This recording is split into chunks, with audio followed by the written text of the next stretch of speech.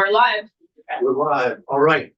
Senate Education Committee, afternoon of the Bill Burger here, April 28th. And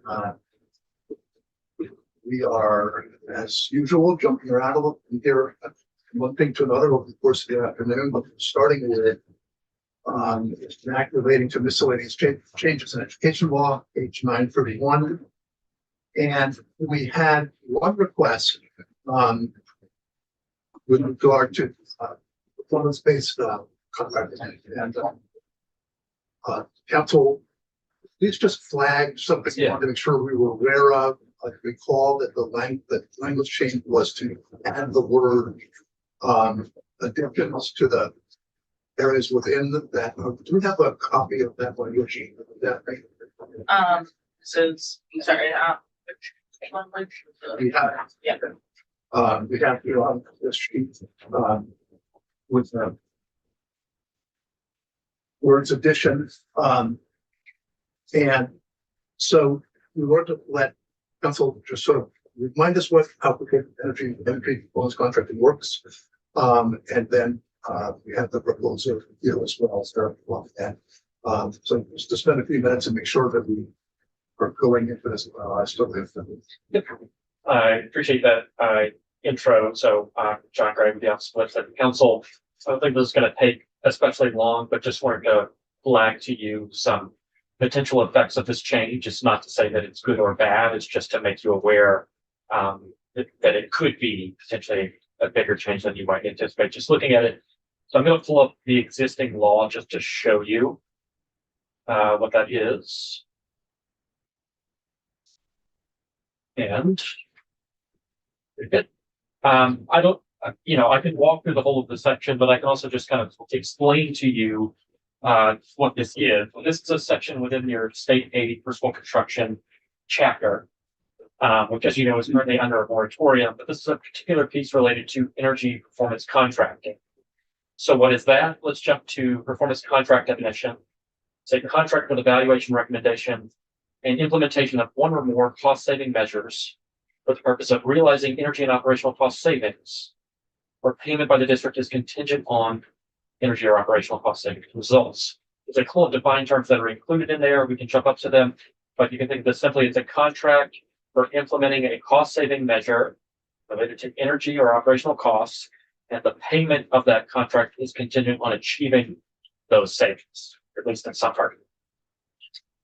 So cost-saving measures, that's what you see here, and that's where a change is proposed. It's any facility improvement, repair, or alteration, or any equipment, fixture, or furnishing to be constructed or installed in any facility that is designed to reduce energy consumption and operating costs, or increase operating efficiency of facilities, or their functions is cost-effective and further defined by state board rules. So state board rule supplements this. It's a measure that is an improvement, repair, or alteration, or a construction or installation of equipment, fixtures, or furnishings in a facility designed to reduce energy consumption, operating costs, or increase operating efficiency. So it's a certain kind of thing that achieves a certain outcome: energy consumption, operating cost reductions, or increased operating efficiencies, and some more under state board rules.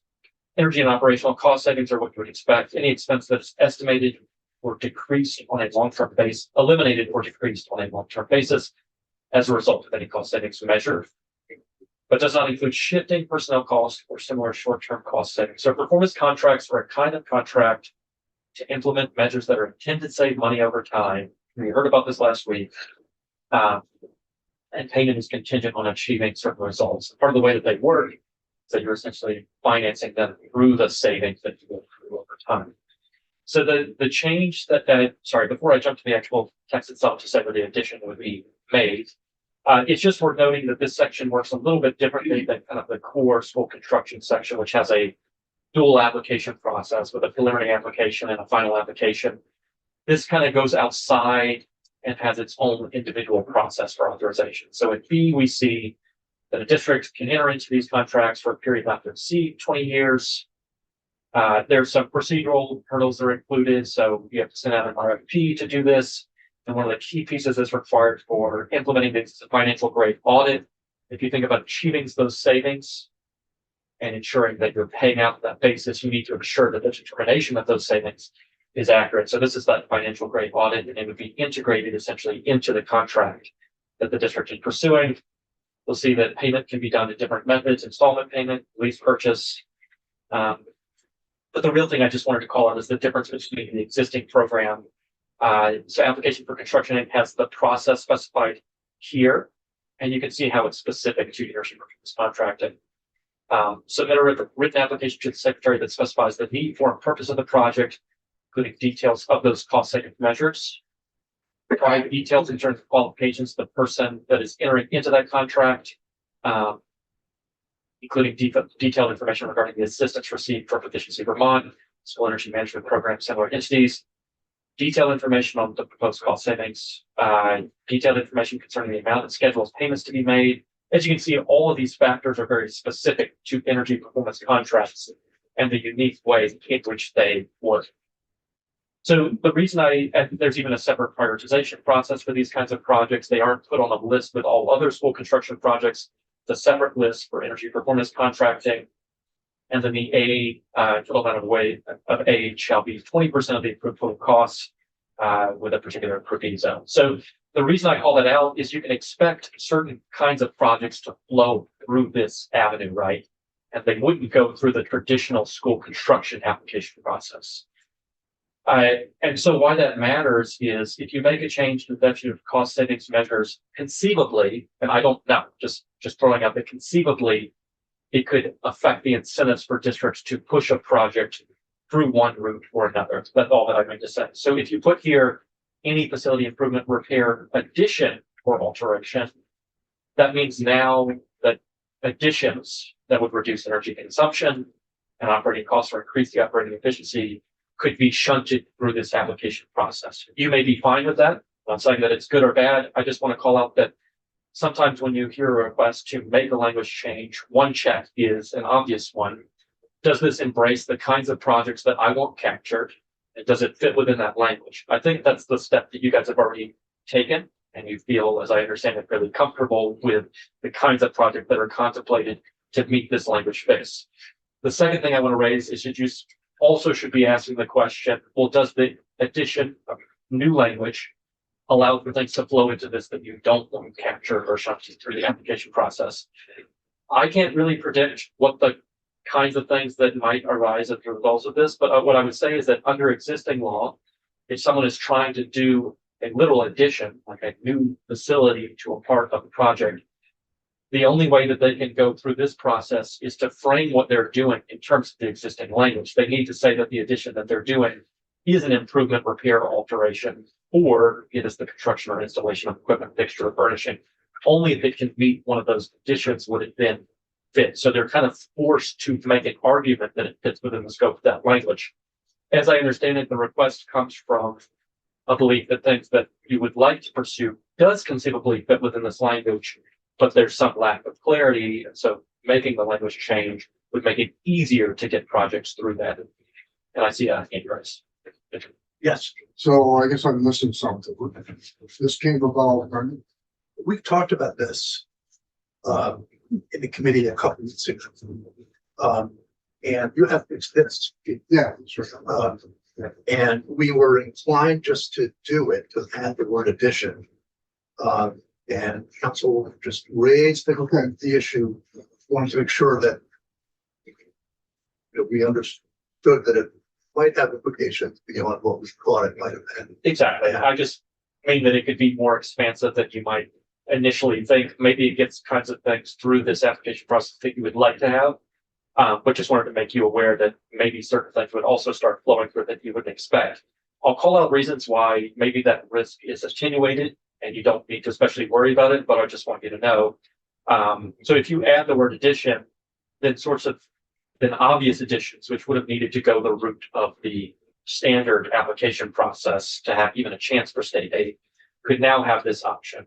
But I just mentioned that maybe there's an attenuate, like maybe the risk isn't especially large of something malicious or bad happening. And the reason I say that is, in any case, what is being proposed, if someone's bringing an addition, it still has to meet all of the other conditions here, right? It still needs to be something that is designed to reduce energy consumption and operating costs or increase operating efficiencies.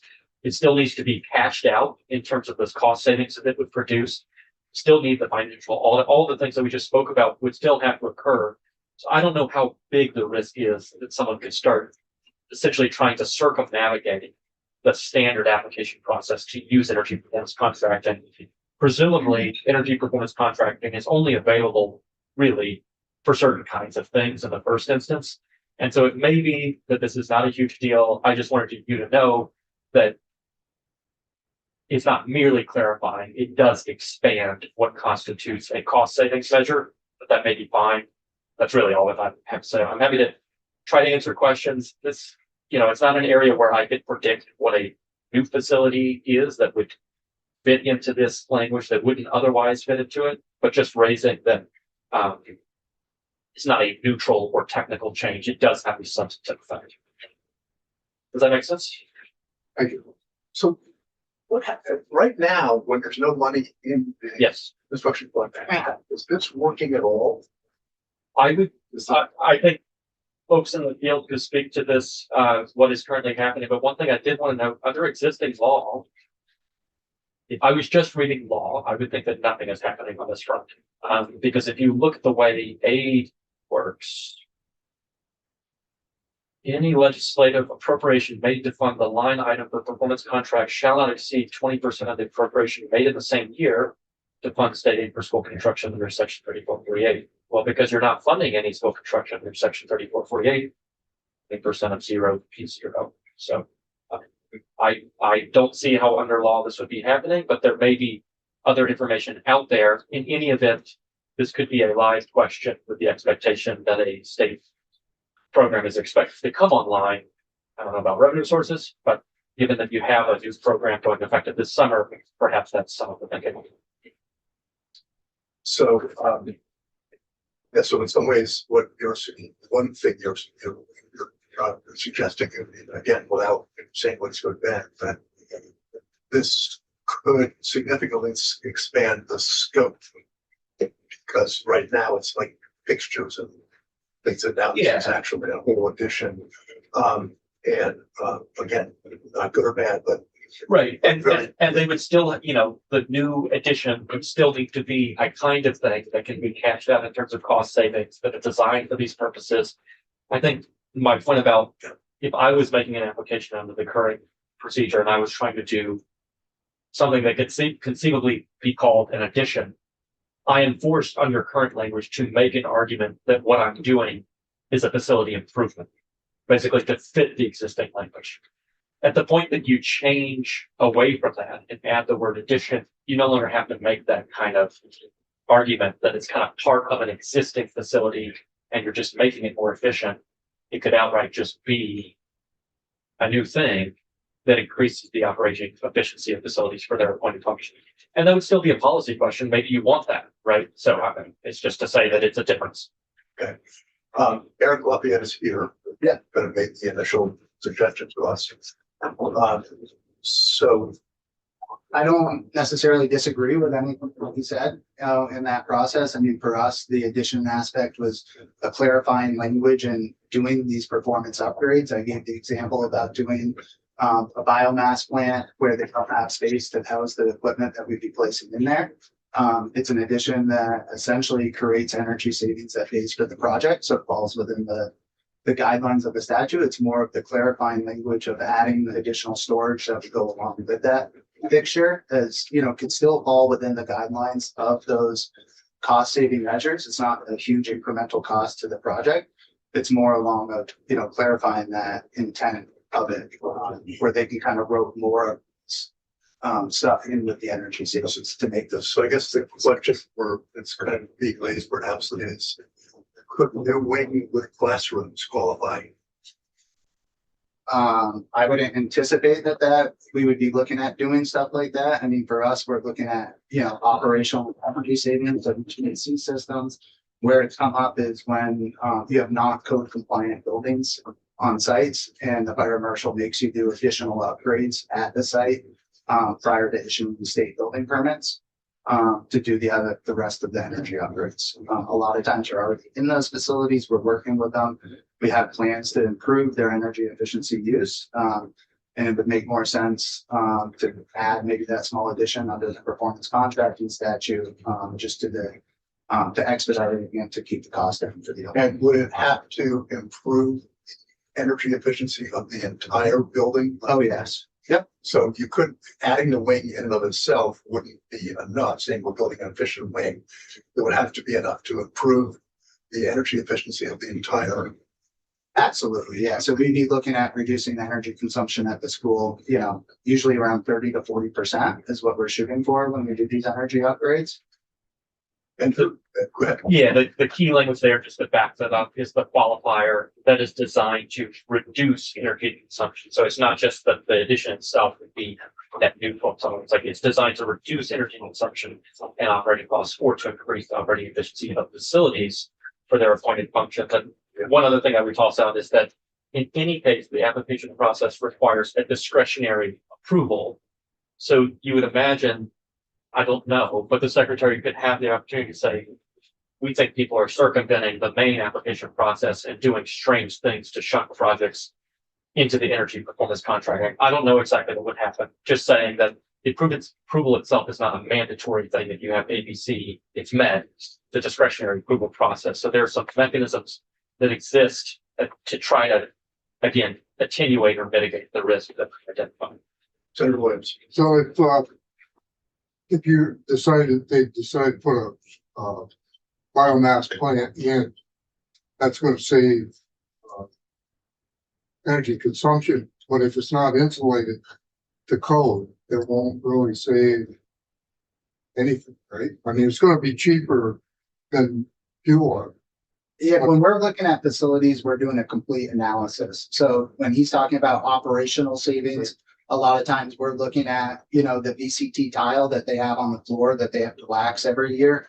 And we're providing options for different types of flooring that will cut down on their operational savings. But when we look at them, we're looking at building envelope. The lowest cost hanging fruit in all these is usually insulating the perimeter ring joists, which are usually insulated. So for us, our incentive is to stack as many energy measures as we can for the project to get that payback term as quick as possible. So then we can add in measures like a window project that might have a 40-year payback that I can't get within that 20-year period. But if I can stack LED lighting and a fuel switch on with it, then all of a sudden, we could get to that under 20-year term for potentially a district that has never been able to pass a bond vote. So we have a strong incentive to make sure that our paybacks fall within those time periods. So that's 20 years payback also is limited. The 20, yeah. And one thing just to call out is the economics of why energy performance contracting exists in the first place, right? It's payment by the district is contingent on achieving cost savings, energy and operational cost savings. So if the project that you propose didn't produce that, right, and that has to be integrated with that financial grade audit that is part of the contract itself. So yeah, I think these are the things to think about when you're Thoughts, questions, do we want to add this section to the miscellaneous bill with the work addition? True. Yes. Yes. Yes. Yes. Okay. Thank you. But I really appreciate you raising the issue. Yeah. Okay. So we'll add that. John, do you do this section? Will you add this section? I will let Beth know because I think she's going to be the one with her again for 931. Yep. Okay. And it should be quite simple to have this one version. So John is also here just to give us a little bit of a deeper dive into what's in H955 as it relates to school construction. Yes. Fully understand what we're looking at here. So, pull out your copies. Happy to. There's a few different ways I proceed here depending on committee preference. One is just to look again to the exact text of H955 so you can see what's there. Another is to provide some framing of the longer term history that has led to the language that you had. Do that. Exactly. Let's do that. Okay. So I do have a PowerPoint presentation I put together. I'm not going to, some of it is just giving you information so you can have later. I'll go quickly past the slides, but there are others I would like to linger on. So I will screen share. Oh.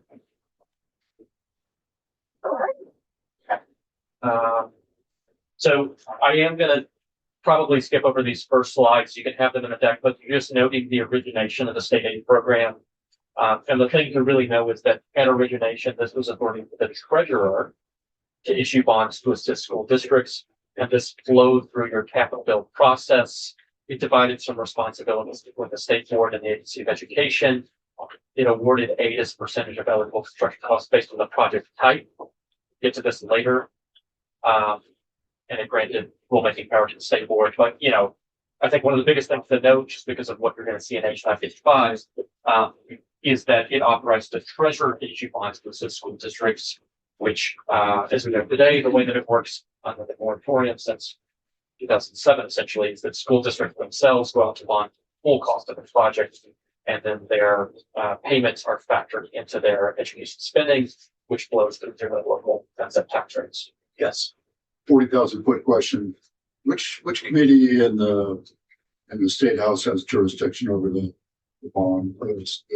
Yeah, that is an interesting one that's actually changed a little bit in ways by this. You would think intuitively that institutions committees would be the ones, right? And if you look at the old program, the way that it worked is that requests for school construction aid flowed through the capital bill, and the requests for legislative appropriation for annual state aid went from the state board requested the institutions committees a particular amount of money for projects. What's contemplated in 955 is that a kind of AOE would come in with a request for school construction broadly, which could include projects funded by state bonding and some that aren't. And those would be directed to the educations and finance committees, essentially. So education and ways and means on the House side and finance on the Senate side. But in addition to that request for appropriation, which is quite different from the old approach, right, where the request went to the institutions committees, there would additionally be a kind of capital budget check that goes to those committees plus the institutions committees, so that the institutions committees could see the impact that any proposed additional state bonding capacity is having on the overall capital budget request. Because at least the intention here is not to take away any of the existing state bonding capacity that those committees use for the capital bill, but to supplement with additional without impacting the credit rating of the state. That is the thinking. Thank you. Yep. I'm going to skip past some of these. Just know that if you want to have a deep dive into how the moratorium happened at really early stages of this, you can look to this presentation, and I've included links like all of these that you can see the various positions of the moratorium at the start. The moratorium, which was in the 2007 capital bill, was not intended to be permanent. It was intended as a stopgap measure to allow folks to plan long term. And then you can see it just kept getting extended. Finally, in 2013, the legislature expressed intent to maintain that suspension kind of in perpetuity, but would honor all of its existing outstanding state obligations. And then in 2016, capital bill, the state finally paid out its last construction aid obligations. So current practice, this is kind of the main place I wanted to jump. And I'd say current practice, this is in the absence of any effective or function state aid program. Moratorium continues. The state has awarded emergency aid during the interim, which is subject to a pretty low cap. But note that no state aid is available to projects arising from significant deferred maintenance. I'll talk about this again once we get to H955, because there's a provision directly related to this. As I did at the beginning of this, school districts may pursue school construction projects on their own, but they're going to need to know that essentially that they can pursue it on their own. These projects increase that district's education spending. They also impact property taxes across the state, because as you know, spending is raised statewide. It does more dramatically impact that district's rate, but a local decision to pursue a school construction project under our current structure raises taxes for everyone. So, there were some attempts, 2018, Secretary to accept applications for planning grants for capital construction that would result in consolidation. Well, that sounds familiar today, but didn't appropriate any funds for that, those planning grants. And then a time-limited facilities master plan grant program, which I think you've heard a little bit about when my colleague Michael Brady was in here talking about PCBs. The master planning process, that is current law, is to encourage the development of SU level vision for all school buildings that meet the ed needs and goals of the SU. It is time limited, so if this is intended to be a permanent feature of what you do, you should repeal that at some point in the next 3 years because it goes away in 2029. I don't think that's really come up yet because it's a little ways off. I'm not going to belabor this, but just know that existing 3448 is where the moratorium application for this application for state aid that is under moratorium is set. That includes both the preliminary and final application. There are discretionary considerations for the Secretary of Education. There's also mandatory eligibility conditions. The way that it works under that program, following preliminary approval and a vote to authorize funds, the state board places that school on a priority list and assigns priority points. That point system is actually spelled out. Unlike what you see for the new program, that point system is spelled out in law. And it's set up here, first priority, first projects over 100K, second priority, projects addressing deterioration of a building or equipment over 2,000, and the remaining priorities are based on a point system. Just something you said, just triggered something. So I know, Woodstock in high school, they want to take out a bond, you know, they put it up for a vote, it failed. But if it had passed, and they got that bond, that meant that all, everybody property taxes would go up to the big side to build a new high school. That's right. Kind of like Burlington. Just like any education expense that a district has, when any district increases its ed spending, those funds are raised statewide. It translates directly into an increase in their homestead rate because it affects the per pupil spend, which is how the homestead rate is set. Because the funds are raised statewide as a response to breakup in 1997. Yes, it affects Even though everyone's there's a tax. moratorium on school construction. Even, well, there's a moratorium on state aid for school construction. So this is just speaking to the program that provides aid to districts. There is no moratorium on school construction. Schools can pursue construction currently. They're just not going to receive any help from the state beyond the standard way which the state raises fund ed spending.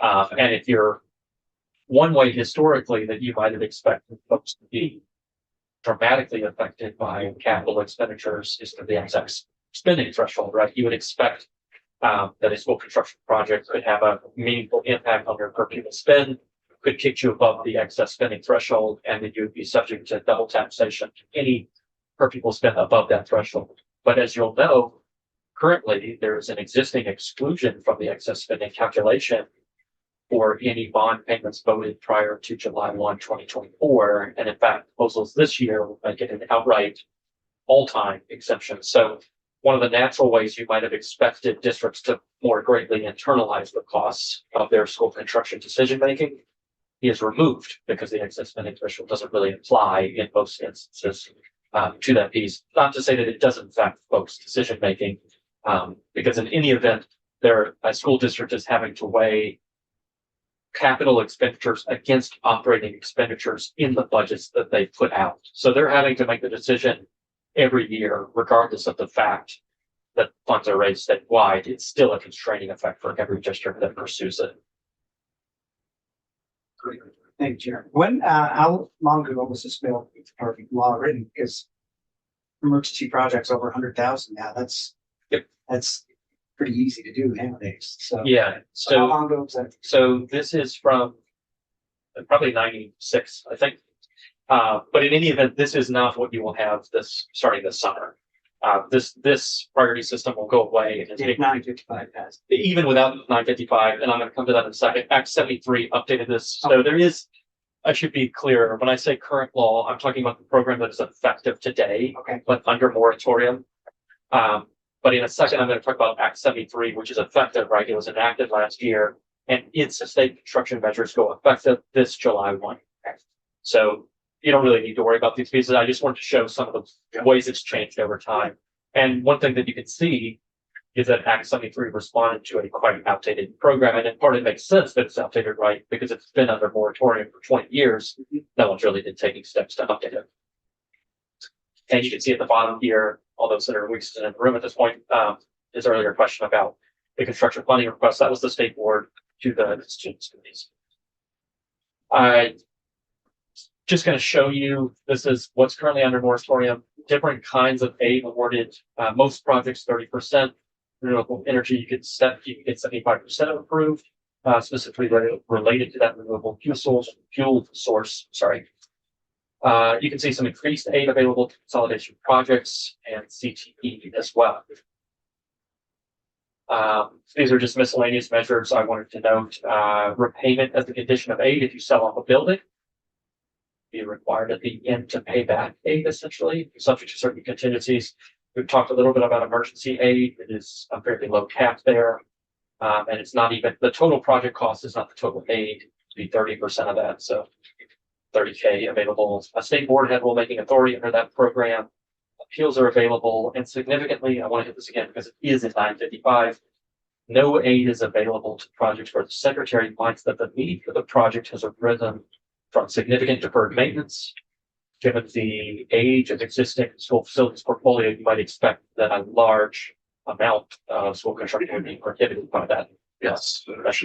So when you say that it's, that the deferred maintenance section is in 955, are you saying that the policy that's being described on that slide is what's in 955? What's in 955 is removing this prohibition. Okay, thank you. And the repayment as a condition of aid, is there a time frame in which, like, let's say 15 years passes after after aid has been provided, Right. And the district decides to sell a building, would they still have to pay back a percentage? And so, and I can jump to this section if helpful. These are all links, so I can pull this up. But I don't think there's a temporal limitation. So let me just check real quick.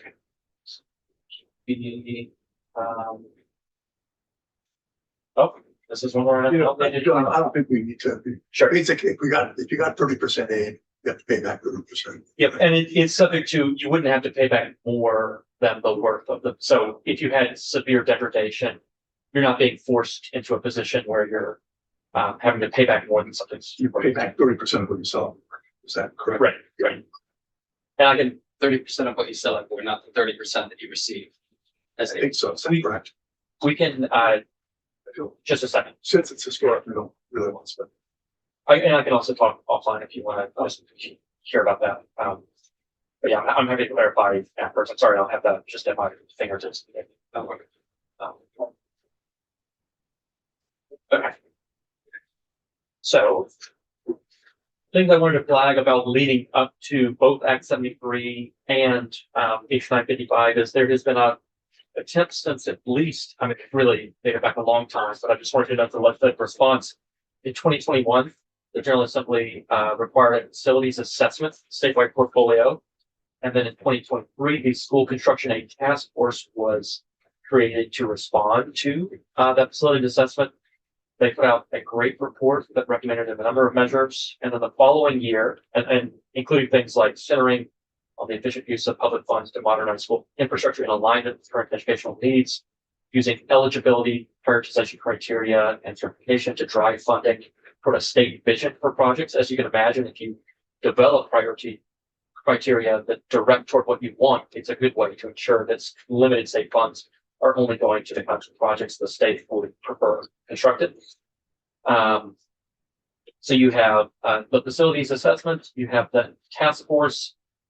The task force recommended that the General Assembly engage in a longer planning process, and this led 2024 to the creation of the working group, which last session, that working group introduced, or the members of those working groups introduced bills in each chamber that set out the proposal of the working group, and then Act 73 last year effectively enacted the recommendations of the working group. So what you got in Act 73 last year reflects a fairly long-term process for arriving at the language that you have there. And here's kind of where we are today. So what happened in Act 73 last year?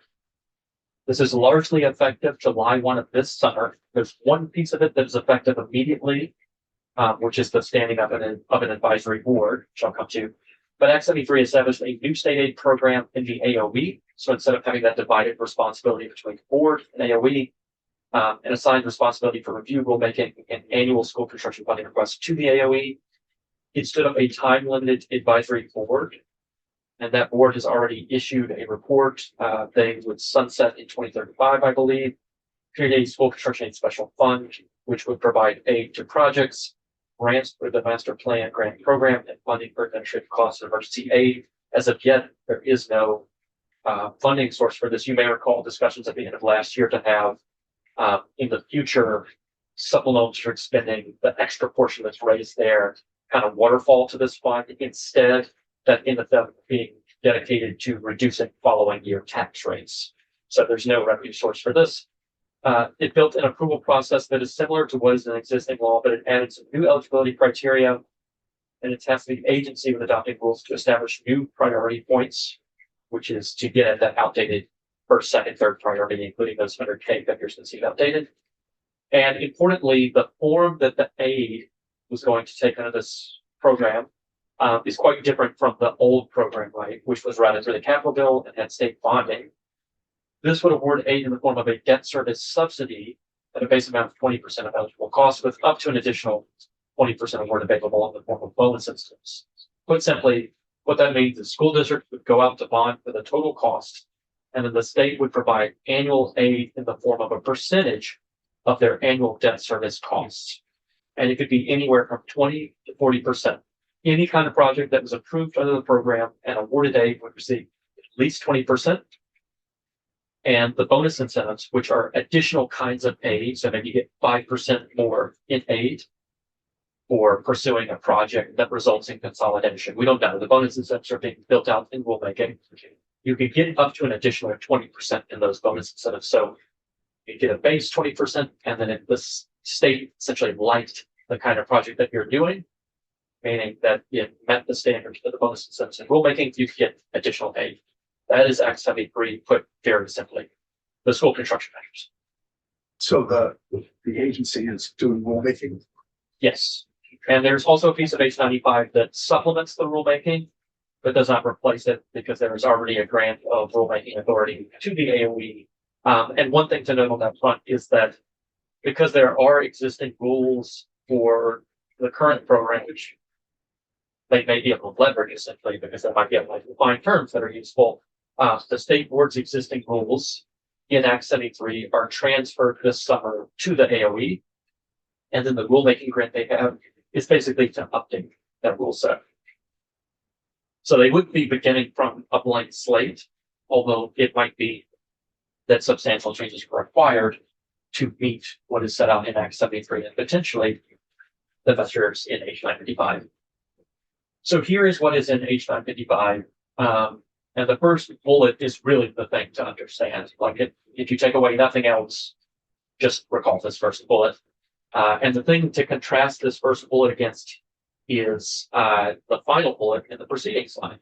If you'll recall, Act 73 says aid in the form of a debt service subsidy, 20 to 40%. The first bullet here for H955, it proposes leveraging state bonding capacity within CDAC recommendations. And the language that you'll recall, or that maybe heard talked about, is intent to catalyze the state aid program using an additional $50 million annually in state bonding capacity. This would be more akin to the old program, right, which leveraged state bonding capacity to extend the aid to school districts. But I do want to note, and we can look at the text of the bill itself and see that this is not to the exclusion of the debt service subsidy aid that was proposed or enacted in Act 73. It is to supplement, basically saying there are two possible, you could say three, there are two possible forms of state aid under the program. You could get that debt service subsidy, or you could get state bonding support, which would essentially reduce the amount that you need to vote locally and bond it, right? Because you would bond for the full amount if the state was taking on bonding to support that construction project. The reason I say three forms is that you could also have a package that has both. You could have debt service subsidy plus state bonding capacity. And I do, yeah, hang on. Yes, go ahead. Sorry if you already mentioned this, but what does SDAC stand for again? It's the Capital Debt Affordability Advisory Committee. They are the entity that each biennium sets out the recommendations for how much the state should bond across the biennium. It is their framing. But the simple way to explain it is part of what they're doing is issuing a recommendation intended to protect the state's credit rating. So they don't want the state to take on, a huge amount of liabilities and impact the state's ability to go out and issue and increase its own cost of financing.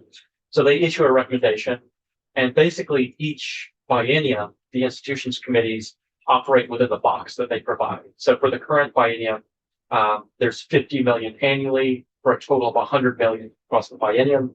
And the institutions committees, when they put together the capital bill, function within that box to ensure that the state isn't bonding beyond what CDAC has recommended.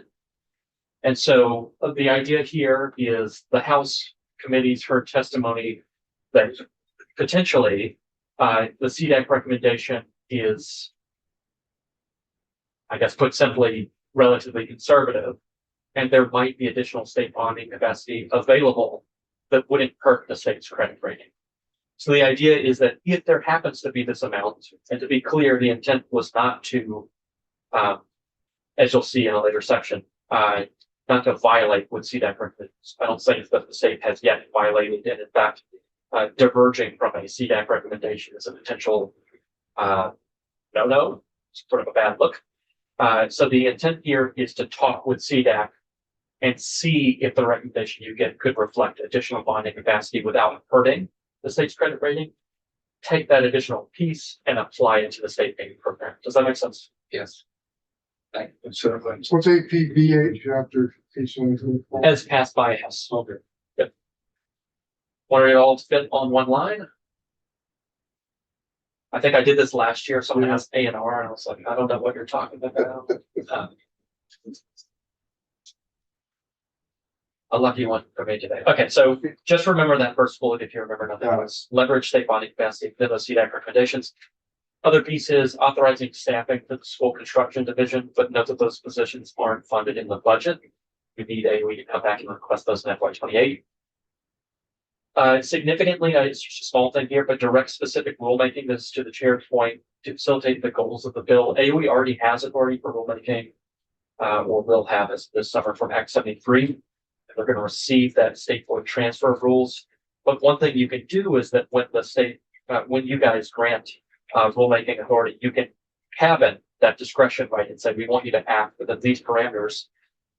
That's what this section is doing. It's saying when you build out the bonus incentives, which are things that give additional aid, and when you build out prioritization points, which are what determines who gets first access to state funds, huge ways that you can shape how the program is going to produce results across the state.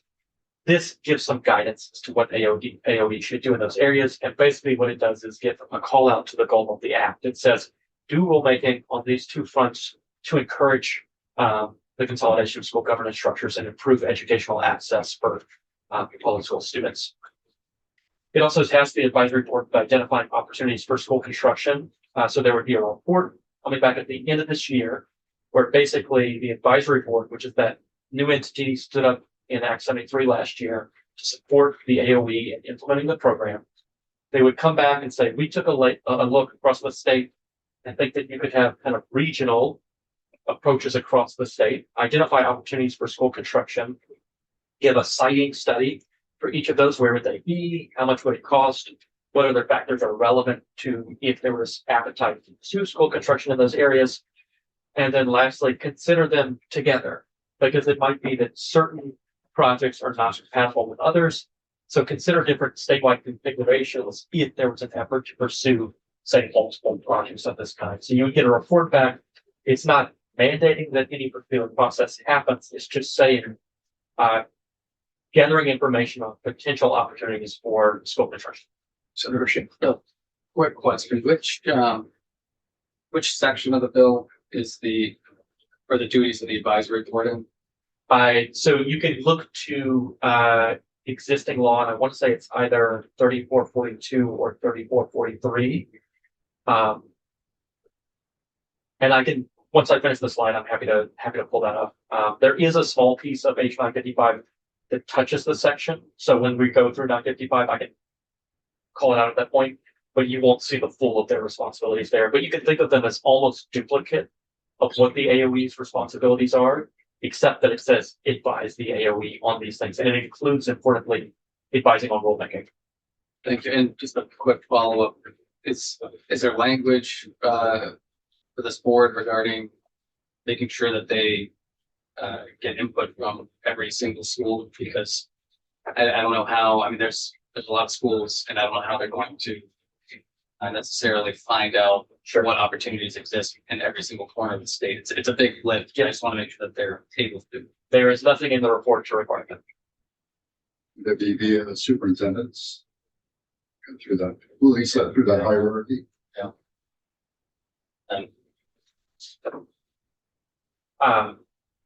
Other pieces, so in addition to changing the potential form of the aid from just debt service subsidy to debt service subsidy plus state bonding capacity, bonding support, it updates the actual amount. You'll recall from the previous slide, Act 73 had 20 to 40%. What you have now is 50 to 95%. I don't know exactly, but I think some of the thinking from the House side is that districts are refraining from pursuing necessary school construction projects. So that an amount of aid that really moves the needle is what's suggested here. So you can imagine if you get 95, that's near total coverage in state aid. So updates the aid provision to provide 50 to 95% aid for total approved project cost. So it's not the total cost, it only the approved portions, which could be the total project, just depends. And that may be, as I discussed, in the form of a debt service subsidy, state bonding support, or some combination of both.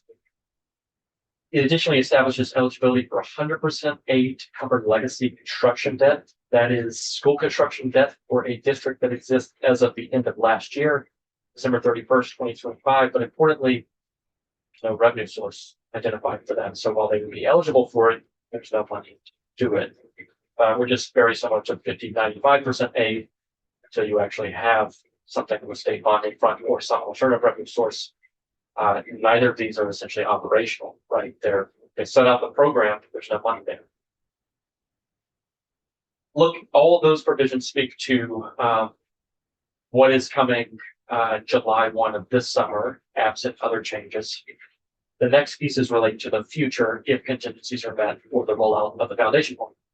So you'll recall that in the future, you get an educational opportunity payment, intended to capture costs for educating students. And if you need amounts above that, you go through the supplemental district spending route. There was concern that if you had to route school construction through supplemental district spending and raise those funds locally, that the cap on supplemental district spending, which is set at 5% of essentially an unweighted EOP, that you might not even be able to fit the construction costs within that 5% cap. And so there's a change in 955 to exempt school construction expenditures from that cap. Basically, for school construction expenditures, you could go up to any amount in supplemental district spending. However, I do want to note something unique about supplemental district spending, which is distinct from how current ed spending works. As Senator Williams noted earlier, was going down the line of questioning of someone votes a school construction project, it impacts its tax rates across the state. In the future, supplemental district spending is raised exclusively locally. So if you were pursuing a school construction project, you would raise it at the same rate that any district would have to charge. That's the equalization measure that is included in Act 73 and future foundation formula. Everyone has to pay the same rate to raise the same funds in supplemental district spending, but it would be needed to be raised locally. So that's different from current structure. Lastly, 955 updates the ballot language to clarify school construction under supplemental district spending. And this is not something that has to be included, but it is perhaps helpful to folks. As you can imagine, in the future, you may not always have a budget. If the contingencies are met and the foundation formula is rolled out, in the future, you may not every year have a budget vote because the EOP happens regardless of budget vote. You're having a budget vote for supplemental district spending. Well, let's say that you vote for school construction one year, but that gives you an annual cost that you have to pay for the foreseeable future. What about if they don't vote a budget the next year? They still have to pay a supplemental district spending tax to raise those funds on an annual basis. And so the ballot language that's included here is clarifying that there's kind of unique ballot language that is provided at the authorization of a school construction project in the future. that says you're authorizing ongoing annual costs. This is your one-time authorization for this piece in supplemental spending. And then any year in which you're doing sort of non-construction supplemental change spending, you would go out and bond you would go out and vote as you normally do for an annual budget vote. So it's just trying to provide some clarity around the ballot language. See if confused. Yep. Before you go off the slide, I want to ask a question. Well, I can wait until you're finished with this. Yeah, I'm all good. Yep. Okay, so in the business world, we have a mantra that you can't say anything for the first 2 minutes when you rejoin a meeting. That probably violated that one. So going back up to line 1, the CDAAC recommendation. So is this envisioning, and correct me if this is like a continuation of Act 73 language or some other language? Who makes the recommendations? Who pushes the button that these recommendations? So this is theoretical for the future. How does the money start? If you're going to dedicate. Yep. So that's a good question. So CDAC, which is the Capital Debt Affordability Advisory Committee, they're the folks who set out those annual recommended state bonding amounts, right? That's what Priorities for schools. Just really high level. They come out with a recommendation for how much bonding the state should take on without hurting its credit rating. Oh, okay. So that's like just a functional piece. Yeah. But your question still stands, which is what happens then. So what is contemplated in H955 is that the treasurer, in consultation with CDAC, would annually recommend amount for total state bonding support that fits within the CDAC recommendation. So trying not to affect the credit rating of the state. So they would say, here's how much money is available. So that's the first piece, is just how much money is actually out there. At that point, AOE needs to make a recommendation as part of its budgetary request, which it makes on an annual basis anyway. And then if there was aid going to be offered through state bonding, there would also need to be part of the capital budget request, any state bonding supported projects. So there would be so first is treasurer comes in with that CDAC consultation and says, here's how much money is available in state bonding support. And the legislature will think about what to do with that, right? AOE comes in with budgetary requests and says, here's the projects we think are appropriate to funding. Identifies the ones that would be funded with state bonding support. So it might not be all of them, maybe some of them are just debt service subsidy. Then those recommendations would go to the committees of jurisdiction. In this case, as we talked about earlier, education and finance on the Senate side, ed and ways and means on the House side. They would look at the recommendations and come up with what they think. Then they would have to convince the remainder of the legislature, right, to support those priorities. So it starts with a recommendation on the amount of support financially available. You receive a budgetary request from the administration. Then the committees of jurisdictions take a look and say, here's the ones we think happen. And then you guys have to vote appropriations to actually support those projects. And those amounts have to be voted every year. So I hope that. Okay, yeah, if I can, we can just continue if I can on that. I got to run afterwards. I'll jump in.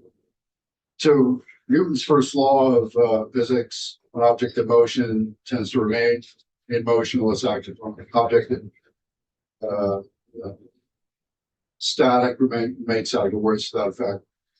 Who's going to prompt the CDAAC that and the treasurer that increased state bonding for whatever reason, whatever utility is a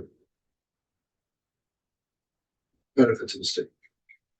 Otherwise, they'll just keep doing what they're doing. Right. So the requirement in 955, if it passes as currently constructed, is it's an annual requirement for the treasurer to do this. But I think your point is kind of gets at some of the functional division between what the legislature does and what the treasurer's office and what CDAC does. The request is, it doesn't say in their treasurer's office, take account of the fact that we want 50 million additional. It directs them to put together what a recommended amount of bonding support would be. So it's almost technocratic in a way. They're trying to tell you the box, and then the legislature and AOE have to decide what to do within that box.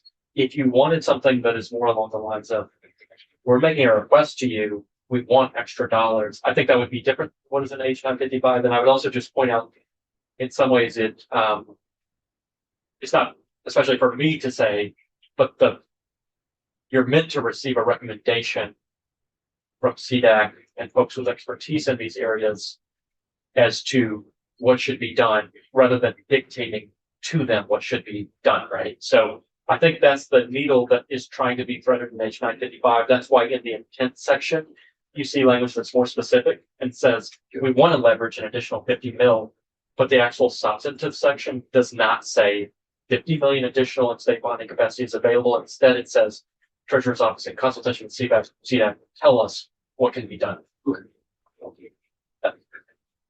Simplifying, that, you know, when we were hearing the original parts of Act 73, you know, your sections. I heard, and I've said this to other people, that once the foundation formula goes out, the municipality would never have to vote on school budget again unless they want to do additional spending. Yes. So if they want to do construction funds. So at what point, it's not just going to cost them, it's going to cost everybody. Is that what CDAC is doing? No. Let me back up a little bit. In the future, if you meet the contingency for the foundation formula, is quite different from the current education payment system. So what you just characterized is correct. If you're just receiving EOP and not doing any SDS, supplemental district spending, district wouldn't need to go out and budget. If they do a school construction project, they do need to go out and have a vote on that project. That would be a kind of supplemental district spending under the proposals here. So, but the difference that's worth noting is that the project itself is raised locally through supplemental district spending, unlike the current system, which raises education spending statewide. The reason I pause and kind of gave both a yes/no answer is that we don't know how the state aid is funded yet. So if it's the state bonding capacity, maybe that's fine, right? But if it's some other form and you need revenues to support the monies that go out to a debt service subsidy, well, how's that being raised? Maybe that's raised in a way that impacts folks across the state. So is to say, I don't know the answer to that, not because I lack the knowledge personally, but because we all do. So if it's, and any event, if this, let's say the state takes on bonding in the future, it was just state bonding, well, you have to cover the debt service cost of that. So at some point, money has to be raised. The question is, where is it being raised? Is it through property taxes or through some other mechanism? Part of what the bill is trying to get at is that the way our current education system is set up, pressures currently fall for school construction quite heavily on property taxes. So anything that can kind of complicate that or spread that out might be what happens. So we have witnesses waiting on Zoom, but go ahead. Okay, real quick. Kind of piggybacking on Senator Williams' question. So the fifth bullet down, the 50 to 95%. Currently, that aid ceiling is in the current language is 20%. 20 to 40. So 40 could be your max. Yeah. 40 with if it meets You get bonus incentives. okay, bonus. So this raises the floor would be 50. The floor would be 50, so it's higher than the Act 73 ceiling. Okay, so that kind of goes to Senator Williams' question that, right off the bat, there's a significant change of what the state would potentially think. Can I 50 to 90. offer some time? I'll try to be quick on this, but one thing to think about changing from 2040 to 5095 is it doesn't necessarily mean the state can spend more. It could mean that the state funds fewer projects, right? If there's just a limited amount of funding available, let's say you have 100K, you got 5 projects at 20%, you fund the 5 projects at 20%. But in the future, if you're covering 95%, maybe you're only funding 1 project in state aid. So it doesn't necessarily mean there will be an increased total spending. It does mean there could be really limited access to the state aid provisions, maybe only a handful of projects. Maybe. Good, thank you. Just more, my main question is, bond payment doesn't have to be within that 5% so well spent, does it? Or does it? That is what is included in H 955. It excludes school construction expenditures from the 5% cap. But that was not the case in Act 73. And to offer part of why it wasn't it's because no one ever decided where school construction funding would be raised.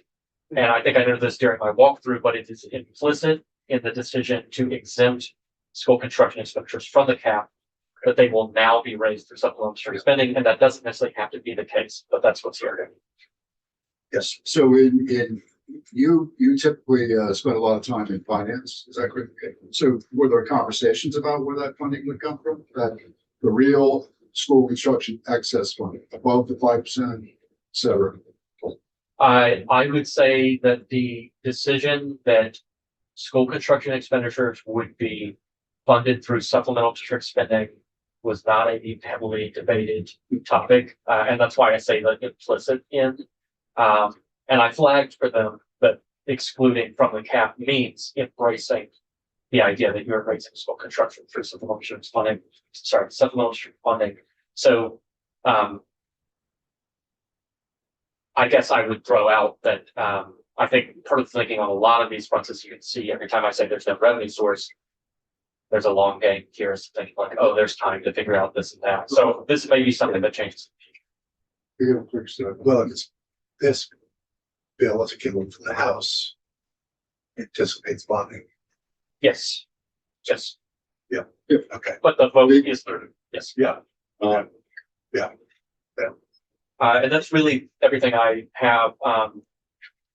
If you're interested in the slides, I just note some policy levers that are easy things where you can tweak stuff. If you want to drive the program towards certain things, you can change rulemaking to say, we want these projects prioritized, right? But I realize I'm running out of time. Okay. We, thanks. Sure. Like to be having you back. Sounds good. Yeah. Thank you guys. No. So,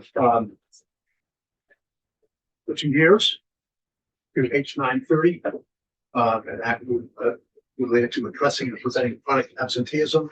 By the way, we just let me say that my hope is that we can get both the chronic absenteeism and the miscellaneous bill out of your mark. And we'll see if that ends up being realistic enough, but Absenteeism, man. miscellaneous just moved. So I'm really hoping if wrap up the last parts we'll need to do today to get this out of here. And while they're forming up, just like PCBs, we put that out. Yes, yeah. It probably has to go through both money committees, so it's supposed to get out of finance today. Probably will close. Be on the floor later this week. Appropriations gave us those over already. Right.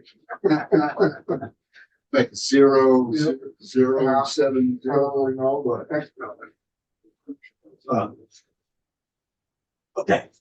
So last time we talked about this bill, we talked about one here, from the ground, if you will, about how the system actually works.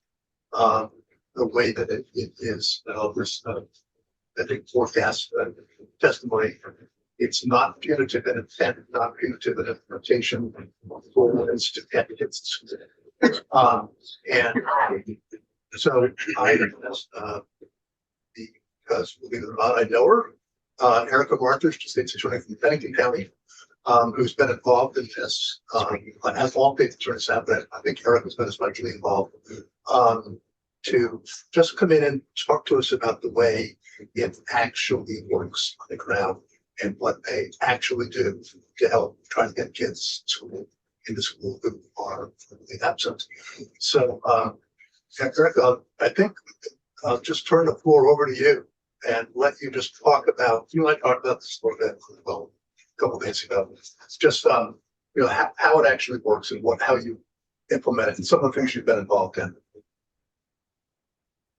Okay, so this actually will be easier for me, because I've been involved in we started a truancy project in Bennington when I was actually, and is my volume okay? Because I have a fan. That's okay. Okay. I forgot to introduce the committee. Do you know everybody on the committee? We'll go I around just to make Yeah, I sure. don't know that I do. Okay, so Okay. Senator, By name or reputation, Senator Keisha Rompinsdale, Chittenden County. Nice to see you. Not an issue. Good to see you again. Good afternoon, Dave Weeks, representing Rutland County. so Senator Williams. Senator Terry Williams, also representing Rutland County. Think we've met. Yep. Senator Heffernan, Aston County District. Okay, now back to it. Okay, so we started working on, I'll start this by saying I was probably one of the only truants that existed in Manchester back in 1982. The police visited my parents' home. I was extremely opposed to school. I had a very marginalized home life. And so when I actually decided I was going to be an attorney and go to school, I wanted to work in that area and really have an impact on kids. So and how school can actually be a good thing. So so I've been involved in this since I was a deputy. In 2000, I started with the Truancy Project in Bennington. So what that's evolved into is school personnel. That means guidance counselors, usually assistant principals, although sometimes principals, the superintendent in my district, it's VRSU and SVSU. We attend meetings and we create policy for how we're going to deal with truancy on the ground. What that looks like is creating a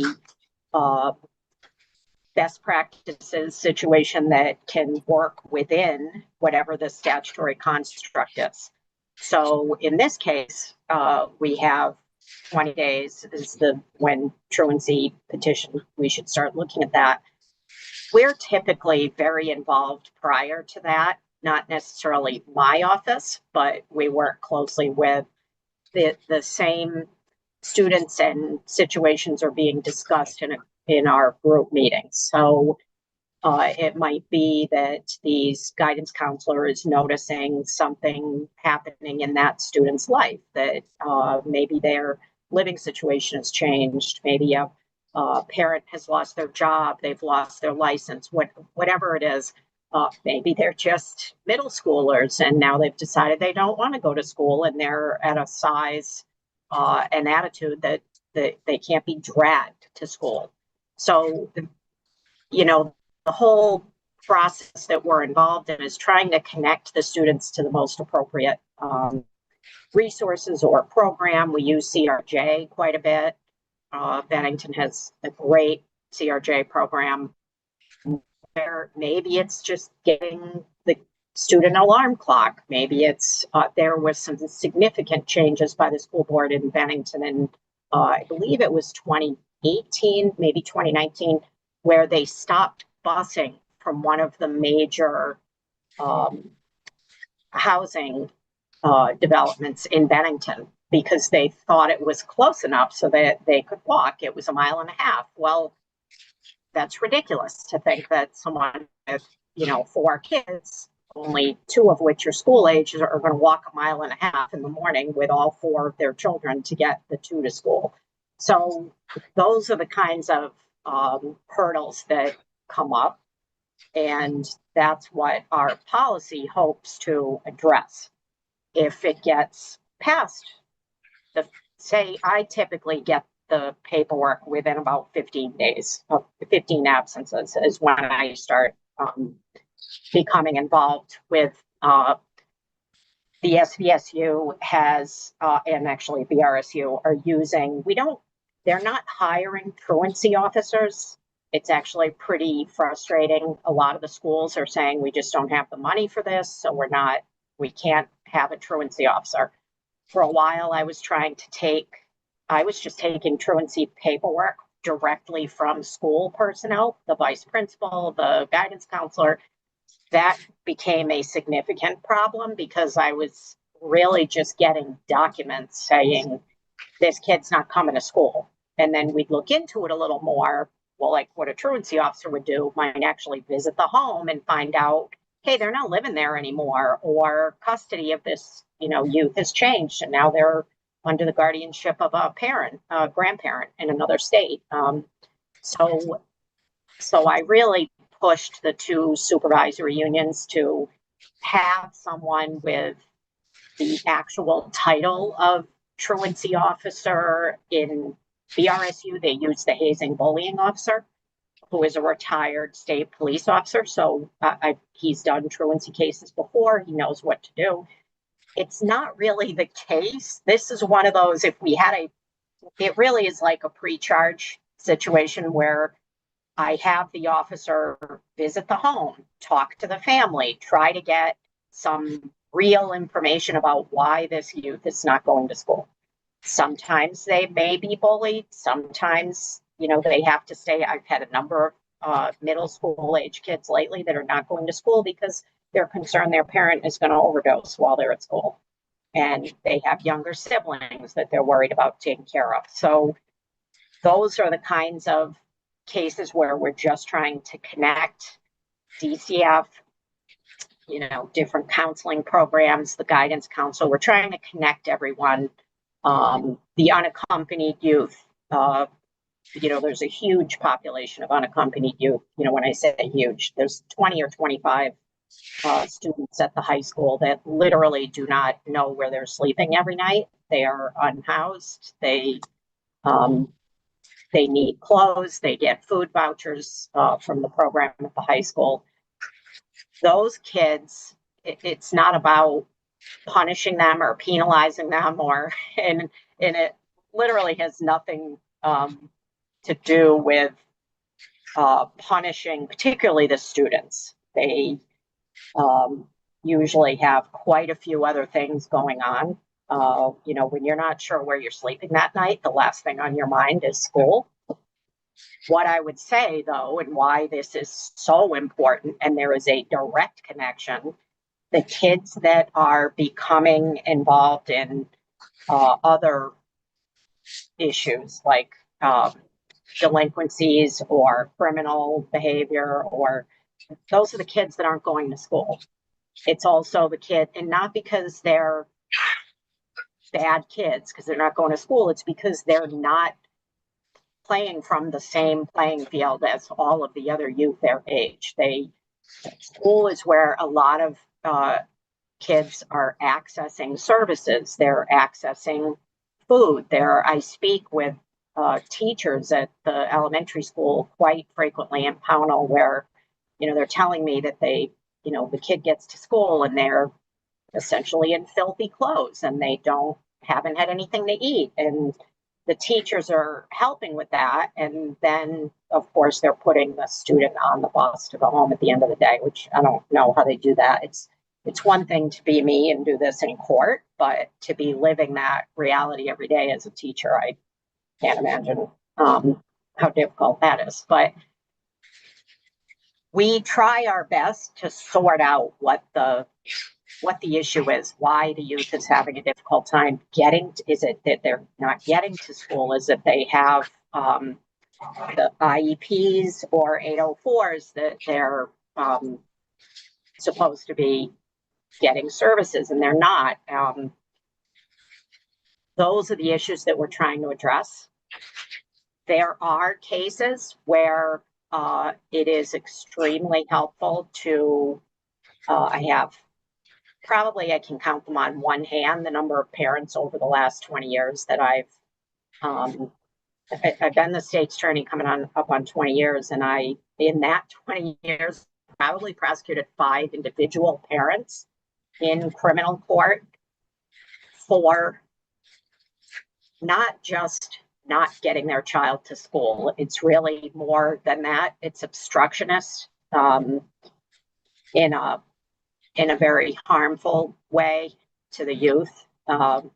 So that's like kind of an exception, but it is it's a very useful tool. Like what we talk about in our team meetings all the time is that there just cannot be enough tools in our toolbox because we never know what's going to work. It might be an alarm clock. It might be I like to have the truancy officer just visit the home. I don't want to get paperwork if no one has ever visited the home. I want if it's a teenager, middle school or up higher, I like to have the deputy that's a truancy officer show up at the house and ask the parent where are they, what's going on? And the parent might say they're still in bed. They refuse to get up. And my son's 6 feet tall. I can't get him out of bed. Sometimes that's not the case. So it really is one of those situations where the statute definitely can use some updating, because there have been a lot of things from the program perspective that have changed quite a bit. But everything, it's the area of work I get the most satisfaction out of, working with youth, because it's really not an adversarial system. It's really, half the time at least, we have the parents saying, thank God that you got involved. I try to get, as soon as we're in court, we try to connect them with a social worker just to do, typically we start with a family safety planning meeting, which is they bring everybody into the room that's connected to this kid. So teachers, grandparents, uncles, friends, parents. You'd be shocked the number of grandparents that, like, I have one case that I love because it's kind of this codgery grandfather. I mean, he's not that much older than me, but he comes across very like, I'm coming over to pick you up and you're going to school. And I remember that with my grandfather being like, oh, shoot, Gramps is coming over. I better move it. Like, it just is, it really does take everyone involved in the youth's life to try to affect that school attendance. And it's just so important that we really look at all the different programs. And we've done things like gotten kids enrolled in the tutorial center, or, maybe someone is 16, but they've already enrolled for the school year. We don't want them to just drop out at 16. So we connect them with the tutorial center to get their GED. So at least they're going to have a high school diploma. So I just find that truancy is really one of the few areas that I've been doing this long that I feel like we can actually make a difference. And so any questions or any information that you need from me, I'm more than happy to help. I've been in communication with Jamie Craybill from the Agency of Education for years, talking about various homeschooling programs and just how we make sure supervisory unions are towing the line with kids that have education plans that should be receiving more than an hour or two of school a day.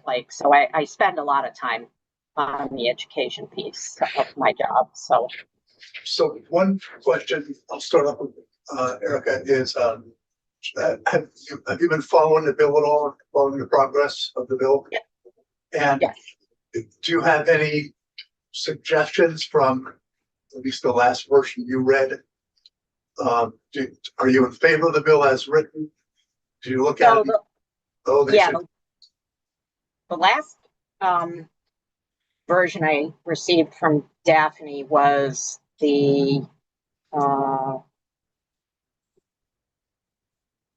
was from 140 today.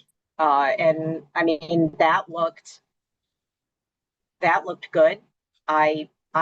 Nothing stood out for me. I know there was some conversation about the penalty and, if it should be community service or be something else. I mean, folks aren't going to do community service and the reality is I haven't seen that the criminal prosecution in and of it, it's a tool. It's another tool, right? It doesn't result in something separate as an outcome for the parent, because frankly, we're not to be negative, but we're not going to change the parent's opinion about typically folks that have this sense of education. I mean, both my parents dropped out, the people that have this sense of education, it's generational and it's going to be very difficult to change their mind. So the best we can do is use the criminal prosecution to hold the parent's feet to the fire. I'm very careful when I look at cases, whether I think it's actually a truancy or a Chins case. So literally any kid that's under 13 that's not going to school, that's a chins case to me. That's not a truancy. It's your responsibility as a parent to get your, 12-year-old to school. The kids that are older than that, I look at it on a case by case basis. So sometimes those are still chins cases, but it just, the criminal piece of it enables us to get the parents separately into court without the youth doesn't need to be there. It's the parent coming in and explaining to a criminal court judge, yeah, why aren't you bringing your child to school? And they can make it a condition of release. And, have I ever prosecuted a violation of those conditions? No, I can't remember that I have, but the people that I have had to prosecute in those handful of cases, it's been really useful to get them into criminal court. Yeah, we've had testimony to the effect that really what it is a way to get their attention if you haven't been able to get their attention. Yes. And also I look at it a little more kind of, and maybe I think about it too much, but I think that I like requiring the parent to come to court without the youth if I really think it's the parent's doing, because I feel like when we're in juvenile court, we're all there, right? The youth is there, the parents are there, everybody has their own attorney. But really, I try my best to chastise the parent when we're in court and say, this is a case where he is not or she is not getting the youth to school. It's not that the youth is doing anything wrong. We work really hard I don't mind being the bad guy in juvenile court. That's my role. Everyone else, and I want them to like their attorneys and the DCF worker and their school personnel. We do truancy days in Bennington. The Bennington court sets up about 3 or 4. Judge Valente started them. All of our truancy cases are on in court on one day. And we have all the school personnel there. So everyone can be having conversations in a separate room about their individual student. And then we go in one at a time and address that student's case. And we get updates and we get, and it's always so nice to hear the kids that are actually doing well and making strides. There's one thing that I had asked years ago from the Agency of Education.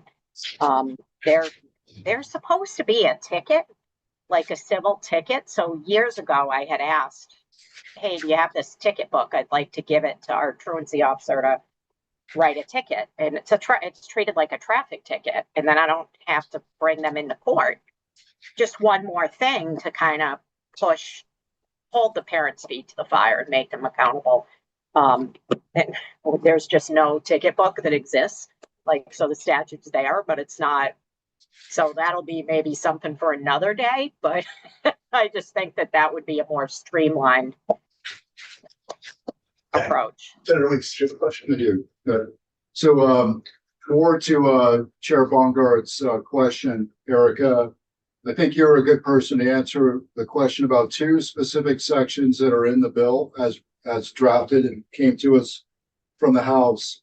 First one was a pupil being taken to the school who lives in the district. So essentially it's just as it says, take the child to school. The truancy officer finds them, brings them in. So that section, which is, I guess, been in statute for well over 100 years, would be stricken. So that's one.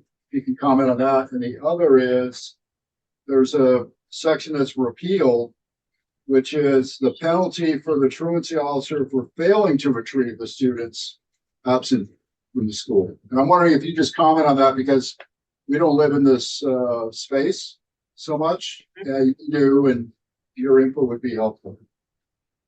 So as to the first, I have a couple of comments on that. One, like I said, most communities, and we're one of them, we used to have a truancy officer, so to speak, that was what he did all day.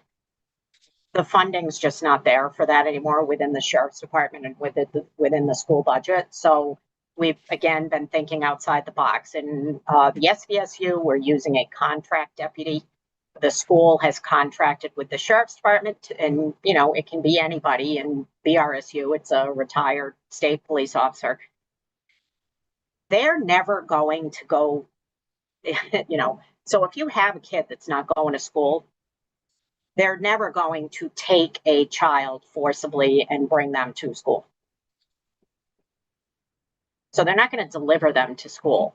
So it makes sense that that would be stricken because, I mean, we talk about this and, you know, the reality is, and the best kept secret from the students and the youth that are in the courtroom is, you know, really it's very limited, even what DCF is going to do. So 2 weeks ago, I actually had a case, first time, and I cannot even imagine, I can't remember, more than 10 years, where we took a youth into custody because she was not going to school on a truancy, Chin's truancy case, which that just doesn't happen, right? We don't, because we're always weighing what's the least harm we can do to this youth. And if you have a particular situation where their home life is so damaging that they're not going to school, you know, the court and the DCF folks are really looking at whether it makes sense to take custody of that youth at that point. That's the only time, if we have custody of someone, if DCF has custody of someone, then I could see them transporting someone to school. But a run-of-the-mill truancy officer or a sheriff would never lay hands on. Okay, so in summary, you support repealing that section. Yeah, that makes no, I mean, Good, yeah. And then the second bit about penalty for the truancy officer for not bringing students in, I assume you would also support that. The $1,000. No, this is page 12 of 12. You're on different versions, but No, there's only that's fine. no, we have a new version that she's out today, but it's okay. I think you can figure out the section. Yeah. So Final page, repeal section 4. I assume from your comments a few minutes ago that you would also support repealing this section. Yeah, we're not physically dragging kids to school, like Okay. in custody. Yeah, Just want to hear I from mean- someone outside of the committee. it's definitely not going to make them like school anymore. I can guarantee that. So, Thanks. Erica, thank you. That was really helpful.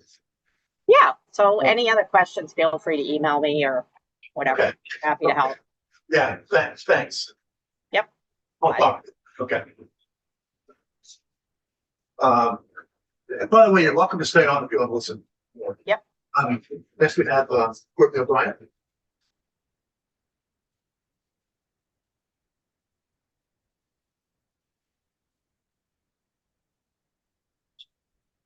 Do we have Courtney? Apologies, we were looking for an outlet over here. Somebody opened up here, yeah, the property charger. Good afternoon, everybody.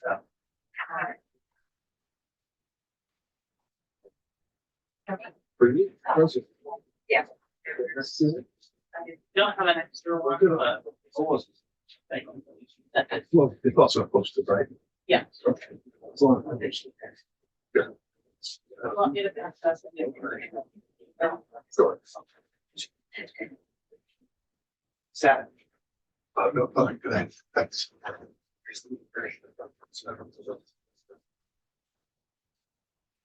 How this input would this will become more relevant as we walk through that. So stand up for now. Okay. You are on. All right. Hello, everybody. Good afternoon. For the record, my name is Courtney O'Brien. I use she, her pronouns. I am the Agency of Education's Director for Safe and Healthy Schools Division. I'm joined today by my very, very new colleague, Monica DeRochers. Monica has just joined the agency as our Director of School Climate and Belonging. This is her second day, so I beg of you all to please go easy on her today. Do you want, you're gonna testify? Do you want to come up at the same time? No, I'm Okay. more for observation. She's still absorbing all Okay. sorts of That's fine. fun stuff this week. Thank you for the opportunity to come back in. So we have provided 2 pieces of testimony today, and I'll acknowledge the testimony is in response to what began as amendments related to HHV prevention attached to House Bill 930, and it seems like have now moved into Miscellaneous Education Bill 931. So our testimony today is really about both of those pieces of work and how they kind of interrelate. Is there a specific focus that you'd like me to stay on today? No, so you're really. No, just go ahead. Great. So are you really focusing on miscellaneous and are you focusing on? A little bit of both. So Okay, my fine. understanding, so I was out of That's office last week. It sounds like Deputy Secretary Briggs Campbell came in with a small team to talk about some of the other provisions in 930, the attendance bill. We have since talked to some of our colleagues in the field and reached consensus on a couple of those sticky areas that came about last week. Okay. So we did want to clarify that. And then, yes, I would love an opportunity if there is one to just offer our recommendations on the inclusion of the HHV prevention language in which now exists in 931. Okay. Okay, and we've included 2 pieces of written testimony for brevity. So there is a longer narrative that's been submitted with a bit more detail, as well as kind of a 1.5 with some highlights of this. So I will start there. We agree that 930, as we previously testified about, is really about fixing attendance systems and starting with strong foundations for attendance. We acknowledge that there may be other parts of the system that maybe we need to revisit in future years, but this bill is really about establishing strong foundations for definitions, establishing consistent practices across the state, improving our data quality and reporting, which then acts as a basis and a foundation for other improvements in this work, and really shifting our collective focus to prevention rather than only focusing on truancy and that punitive piece. So we just heard some great testimony from my colleagues in the state's attorney's office around how truancy is still a valuable mechanism in this continuum, but the intent of this language is to provide really consistent systems that lessen the number of truancy cases that ultimately get there. We've seen this approach work really well in other states across the country, and we're excited about being able to replicate that here. In the latest draft, I've seen that it seems that there is no longer a specific list of definitions related to excused and unexcused, and that has been forward into a requirement for model policy. The agency would agree with that approach. We think that that is much more a better adaptable place for that to exist, and we've reached some consensus with our colleague Nick Connor, who spoke last week as well, and our colleagues from the Vermont Superintendents Association. I will kind of skip over our comments around HHV being included because that becomes moot if we are moving that to model policy. In 931, there is proposed language to revise the scope, membership, and duties of the HHV Prevention Advisory Council. Our recommendation, very similar to our recommendations around the inclusion of HHV prevention in the attendance bill, would be that revision to that specific section of HHV prevention law is something that should be included as part of a comprehensive review of HHV statute and not something that is attached to a miscellaneous education bill. We, I think, have seen and heard multiple pieces of testimony in the past few weeks around the importance and urgency of this work. It's also incredibly complex, and we would want to make sure that any changes to the statewide mechanisms, policies, protocols, statutory requirements around investigation are approached with this really intentional view. So Yeah, I think though that the philosophy is that take HHV, and this was like the only vehicle we had remaining to do anything with it this session, this biennium. So that was one tactic, which if you agree or disagree, not running out of options. I would say that the agency does disagree because as much as it feels like it may be kind of a standalone vehicle to do that, it's really critical that that advisory group is working in partnership and really in complement to the work of the executive branch of government that is fulfilling this work. The agency is right now involved in a pretty large overhaul of how we provide supports for HHV prevention. That work began last fall, related to the revisions of model policy. So if folks are familiar, there was an opening of model policy for public comment. We did engage with the HHV Prevention Advisory Council, had been inactive for a very long time, and Secretary Saunders reinvigorated that committee last year. Through that process of going through public comment, we received a lot of feedback indicating that the policy is not sufficient. And I would say we wholeheartedly agree. It's currently rooted in statute, right? So it's mapped to the existing statute, which also leaves some big gaps in how do we actually achieve prevention and support prevention. Some examples of that, right? So the policy is very focused on the investigations process. Again, that's based on law. So it's not just because it's there, it's rooted in law, but it's not focused in identifying the core competencies and training requirements of schools that would actually support prevention. It's not focused, it doesn't include any provisions on specific curriculum inclusions that help to support prevention and build those climates that have a better approach to HAP prevention. We have been engaged in, I'll say that differently. The public comment period on the existing model policy brought a lot of these same things to light. And I think that's very clear, and we were in agreement. At the same time, there is a need to be clear about the investigations process for HHB, which is rooted in statute.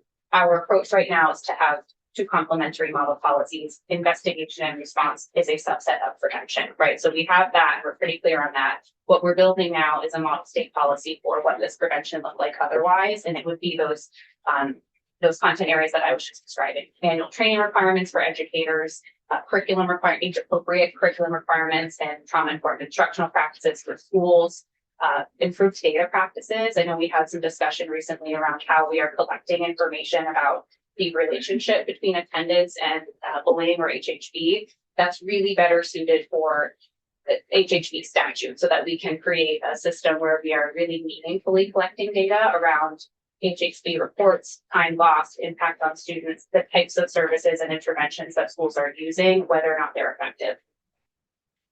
A lot of words. Yeah. Sure. Do you recommend holding this topic over to the next session? I do, and I think if you're looking for an action to take, I would suggest something very similar to our recommendations around home study, which is that we would spend the next year developing a comprehensive report and come up with some recommendations for that session next year. So we would be very comfortable with an inclusion of that type where the agency would provide a report by X date with recommendations. But I think it's a very big topic and it's very nuanced and there's a lot of moving parts. And we would. Did you say in your testimony that you're already developing? Yes. Policy? Okay. Yes.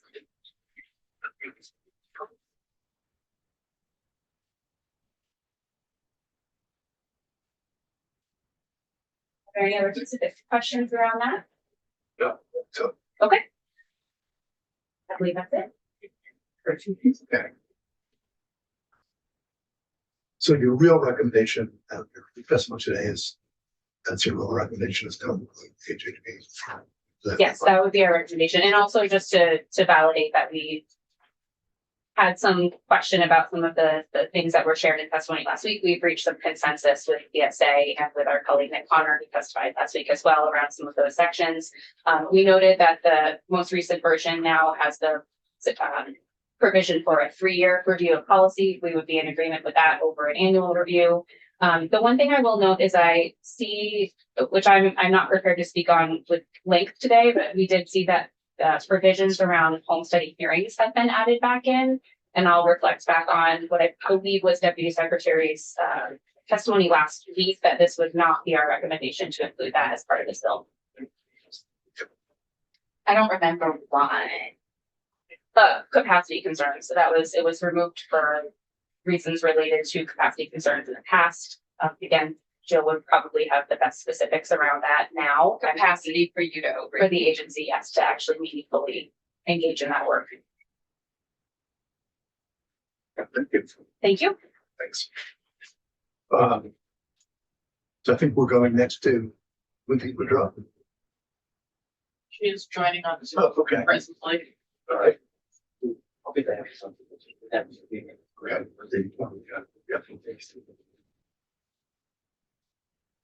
So, whoops, we had you for a minute.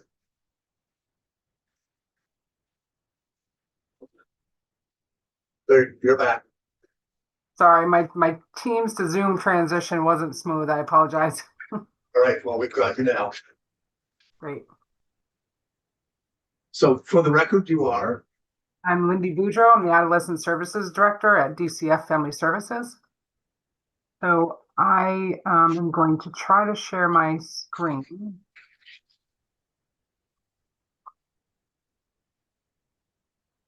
Uh,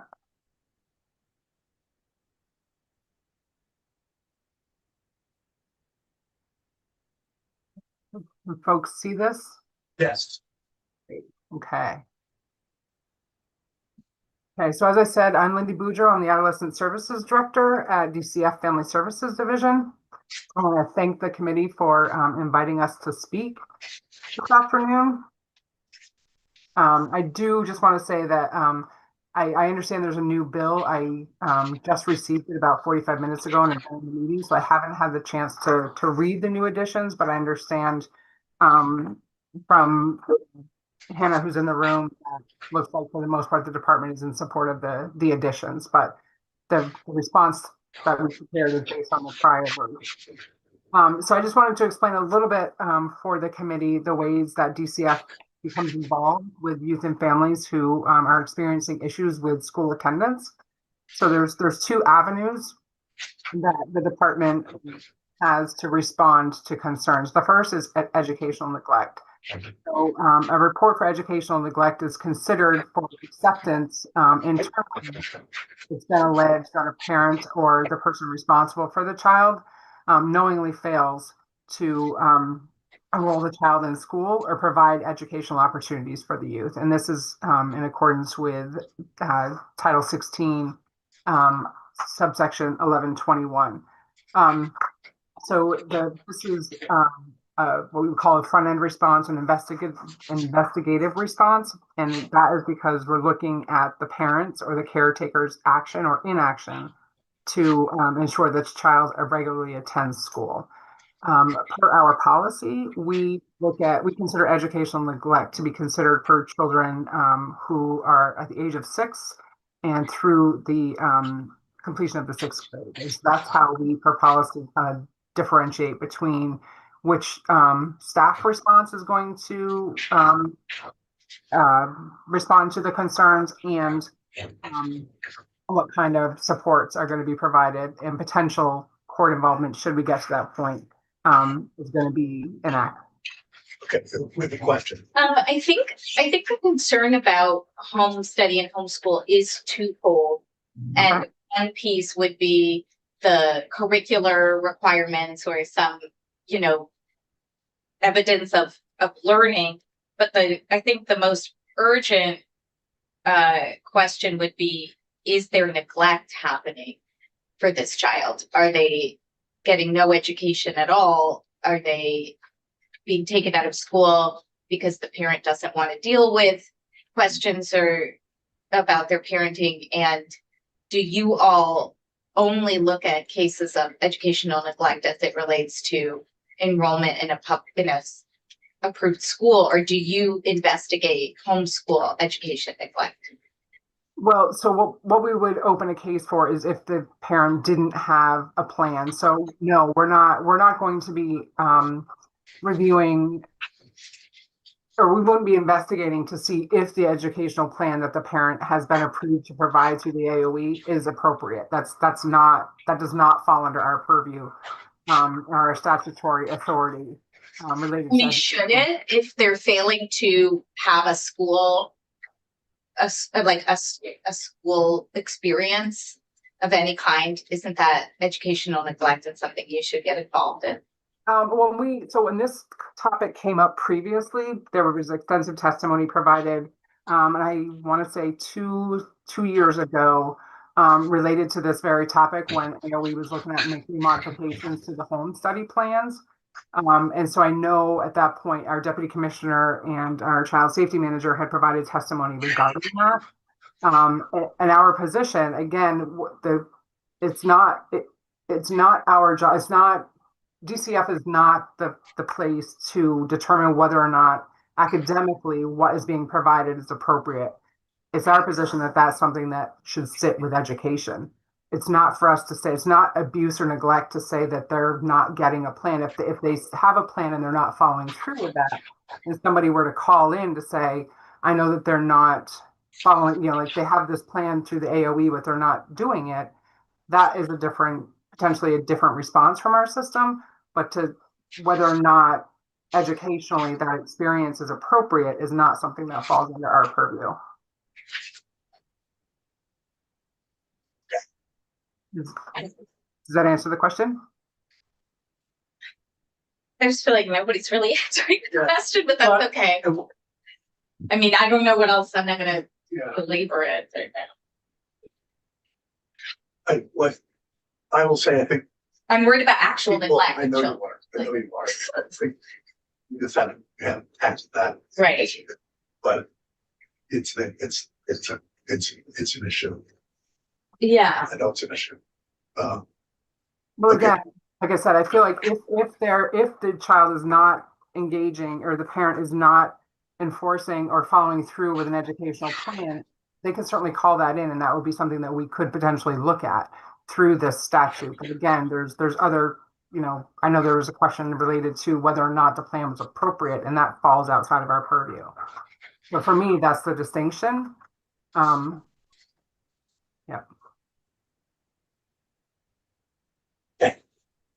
So you keep going. Okay, thank you. So again, when a report of educational neglect has been accepted for a response from the department, we assign a family services social worker, and we conduct what we call a CHINSB assessment. And so through this process, there's a few steps that we just want to talk about. We reach out and have contact with the child and the family members. Certainly the reporter who's called in the concerns, school staff and other service providers who may be involved, or providing support to the youth or the family. This will include visits to the child's home, and then doing additional fact gathering and doing interviews. And that could, again, it could be with a therapist, could be with the school staff, could be with any of the folks who are providing supports to the family, who have information that can help us make a determination about really what's at the root of this and what's going on, and what are the issues that are present that are causing concerns for the child not to be getting to school. How do these cases come to your attention? Is it mostly through the schools? Yes, I would say yes. I am not sure. I'm thinking of our system's limitations. I'm not sure if we can do a query by reporter related to this type, but if that's something that the committee wants, I can certainly look into it. But I would say primarily school. Okay. And that information is being called into our centralized intake. And then it gets, again, there's the process for them to review the intake to see if it's accepted. Okay, so additional information or additional steps that often will take place if there's concerns of educational neglect is a coordinated services plan meeting. We may continue to provide additional home visits to work with the family and the youth around development of an educational readiness plan, or a response around like, okay, so these are say substance abuse or whatever the core issue was. We'll work with the family to say, how can we help you to address the concerns that are present that are impacting your ability to get this child to school. We have certain referrals in the community that address concerns of educational neglect or truancy, which we'll talk about next. Our balanced and restorative justice partners, our primary lead for truancy concerns. We have intensive family-based services and our designated agencies, our mental health agencies, which can provide supports to families and youth who are on the younger end of the spectrum that are experiencing educational neglect concerns. So this was we wanted to just give you a little bit of a snapshot of the numbers for intakes that have been called in. And so, accepted. So these are the cases that have been called in through our hotline, as I mentioned, and have been accepted for concerns of educational neglect. And so you can see a little bit of variation, and you'll see the numbers with truancy also have a fluctuation, and certainly around 2020, 21, 22, certain school districts were not calling in concerns of educational neglect or truancy because of the pandemic, whereas others were. And so it was a really varied response around the state as far as how those cases were being handled and whether or not those are being called in. So, and then you can see it kind of level out again, 23, 24, and 25. So switching to concerns of truancy, as I mentioned, the educational neglect sits with our investigative staff. Concerns of truancy sit with our ongoing staff who provide supports to at-risk or justice-involved youth because it's a status. And so we have that part of our field staff respond. And so per our policy 60, we define truancy as happening when a child has completed the 6th grade and accumulated 20 unexcused absences from school, which is as a result of their own action or inaction. So the difference here is that the shift to truancy really focuses on the child's behavior versus the parents or the caretaker's inability to get the youth to school. I will say, it's not often that you get a really clear cut case. Like this is happening just because the youth is like crossing their arms saying, I hate school, I'm not going. There's truancy cases. I often say it's a symptom of something else. Because there's so many other things that could be impacting why the youth is not attending school. So truancy cases are really convoluted. And so we have a youth assessment screening tool that we use that's validated for this population that really helps us suss out what's contributing to the concerns of truancy. So as I mentioned, in our policy, we apply a truancy lens or truancy systems response to youth who are in grade 7 through age 16 and who are registered for school and not attending. So as I mentioned before, we can also conduct an assessment for these youth that includes, it's called a youth assessment in statute, but there's also the front end response that we talked about when we were talking about the educational neglect. So our response when we're looking at concerns of truancy, so when we conduct a youth assessment, we can conduct a youth assessment at any time that there's a concern that's been called in or we're hearing about concerns of truancy for youth, we can certainly conduct a youth assessment. Policy requires that we conduct a youth assessment again between youth who are in grade 7 through the age of 16, and in the following circumstances. So when there's been an emergency care order that's been issued, or the court has issued a conditional custody order, that means that there's court involvement related to a truancy petition, the department's involved, or if there's not a concern of truancy or custody being contemplated with the court, a post merits finding of truancy, and that would require us to have an open case with DCF. We'll conduct a formal youth assessment, and again, it's similar to the front end response for educational neglect in that we're doing home visits, we're meeting with the youth and their family, we're wanting to have conversations with all of the various folks who are supporting the youth and the family, and the hope is to bring folks together to look at, what are the contributing factors? What is truly happening? Because like I said, it's very rare that it's just simply the child saying, I'm not going to school. There's other things that are contributing or prohibiting the youth from being able to engage in school. So another component of the risk assessment or the youth assessment that is identified through our formal youth assessment and screening instrument is we're looking for strengths and challenges and ways to draw out or highlight interventions that can look at the reasons that are contributing to the truancy. And so again, developing plans around that may include our ongoing involvement. It may not include ongoing involvement. Typically it does when it gets to this stage. Typically DCF is involved for a period of time to support the family and make sure that the youth is able to develop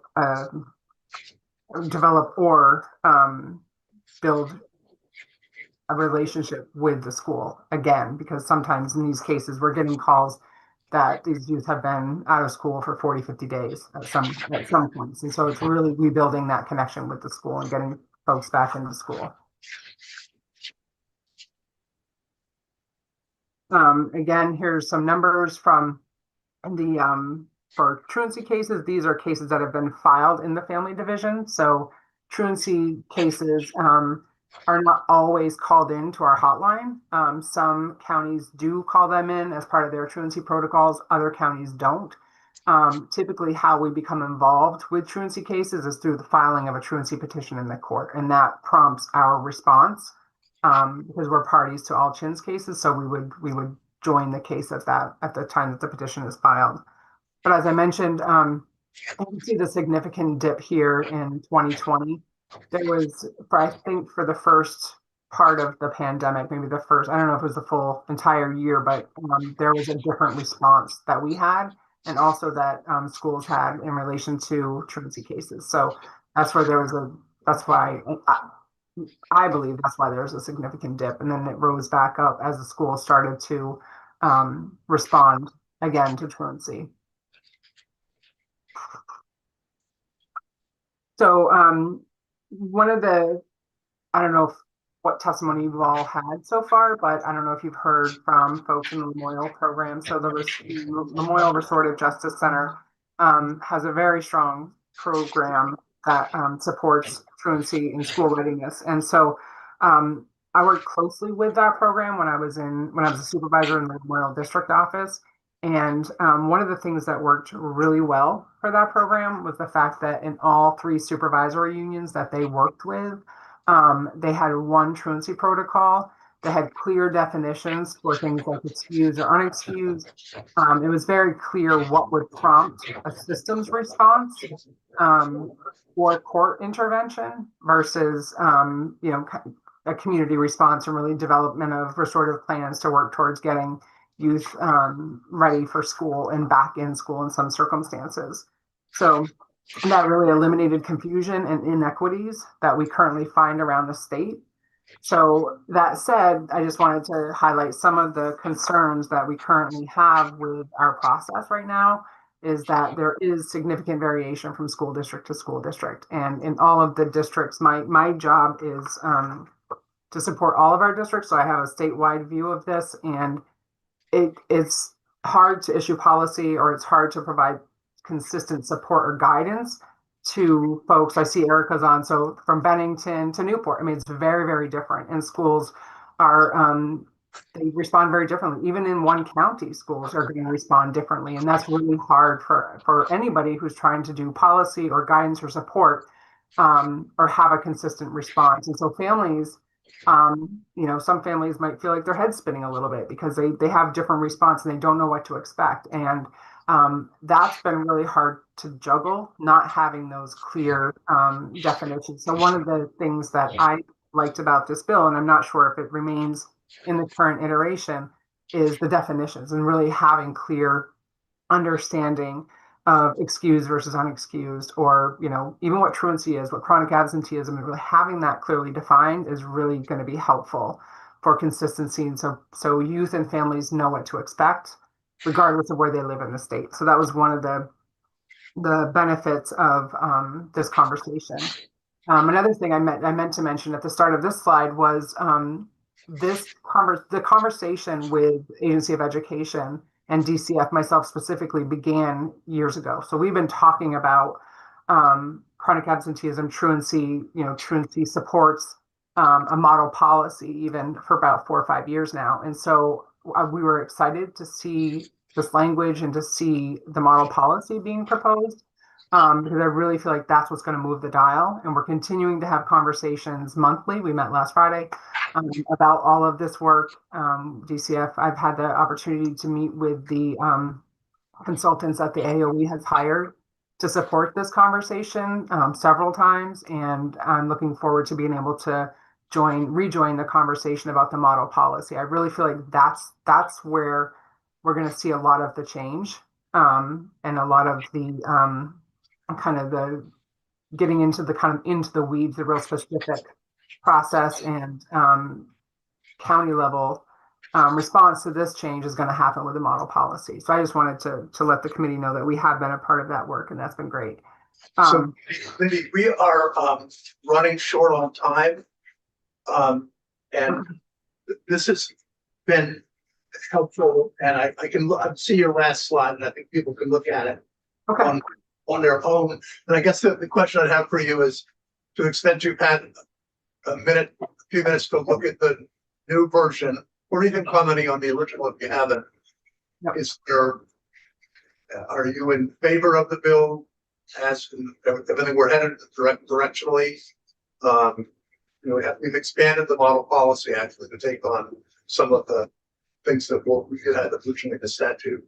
But are any comments specifically to this is really helpful for us to have understanding, but do you also have any comments specifically about the bill?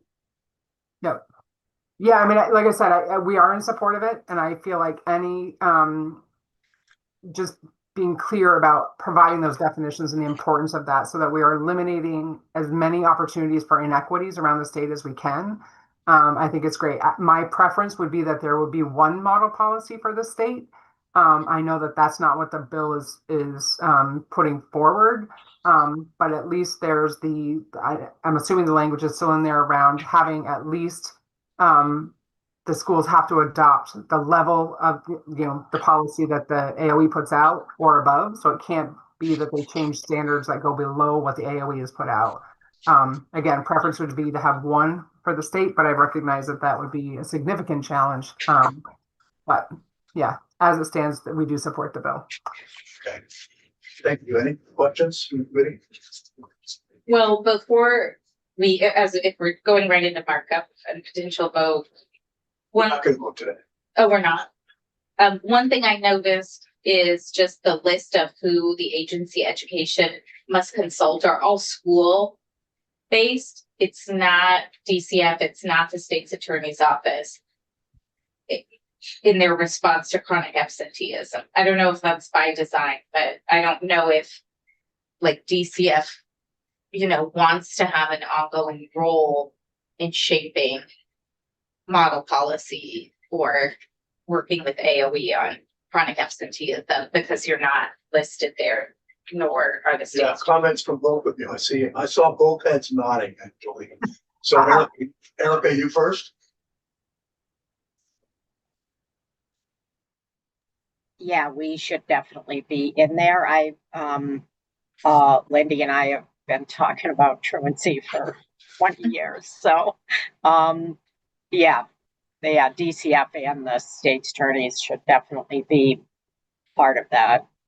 And Erica, you've been involved for a long time. Actually, both of you have. Is there anybody else off the top of your head obviously missing? I would say juvenile defender's office. I mean, they certainly have a role in these cases as well. And I'm surprised. I'm surprised that we weren't on there. I thought we were. I see National Association of School Social Workers of Vermont, but that's not the same. No. And I, not to be oppositional, but I would disagree that the juvenile defenders would need to be on the policy making group, just because, I think that's been the challenge to trying to actually get policies that are meaningful put together. And these are not policies that are, that have to do with defending youth. They have to do with the cases that my office gets or state's attorneys get that we don't need to get. That, if the right policy were in place, what Lindy's talking about is in Lamoille is just like what we have in Bennington. And, there are a number of other counties that have the same types of policies. And it would be nice if we had the option to require schools to be part of that policy instead of us constantly preaching to them that they should be following the best practices for truancy and chronic absenteeism. So Erica, the way for us, the right way for us to, should we just say a representative from the State's Attorneys Association? Yeah. Okay. Yeah, And with- because it could be somebody that I wouldn't want it to be a specific person, like if it's the executive director, I don't know that whoever the executive director is at the time may or may not be the best person for that committee. This is a very like niche section of even of juvenile court. So, and I actually have an answer to that, the home study thing, and I'm happy to share that with that senator offline because I know we're out of time. Okay. And Wendy, we should say for you, just, should we say DCF or should we say? Yeah, I would just say, DCFF as Family Services Division because of first DCF. But yeah. And we would just, again, internally, we would decide who would be part of that, but. Okay.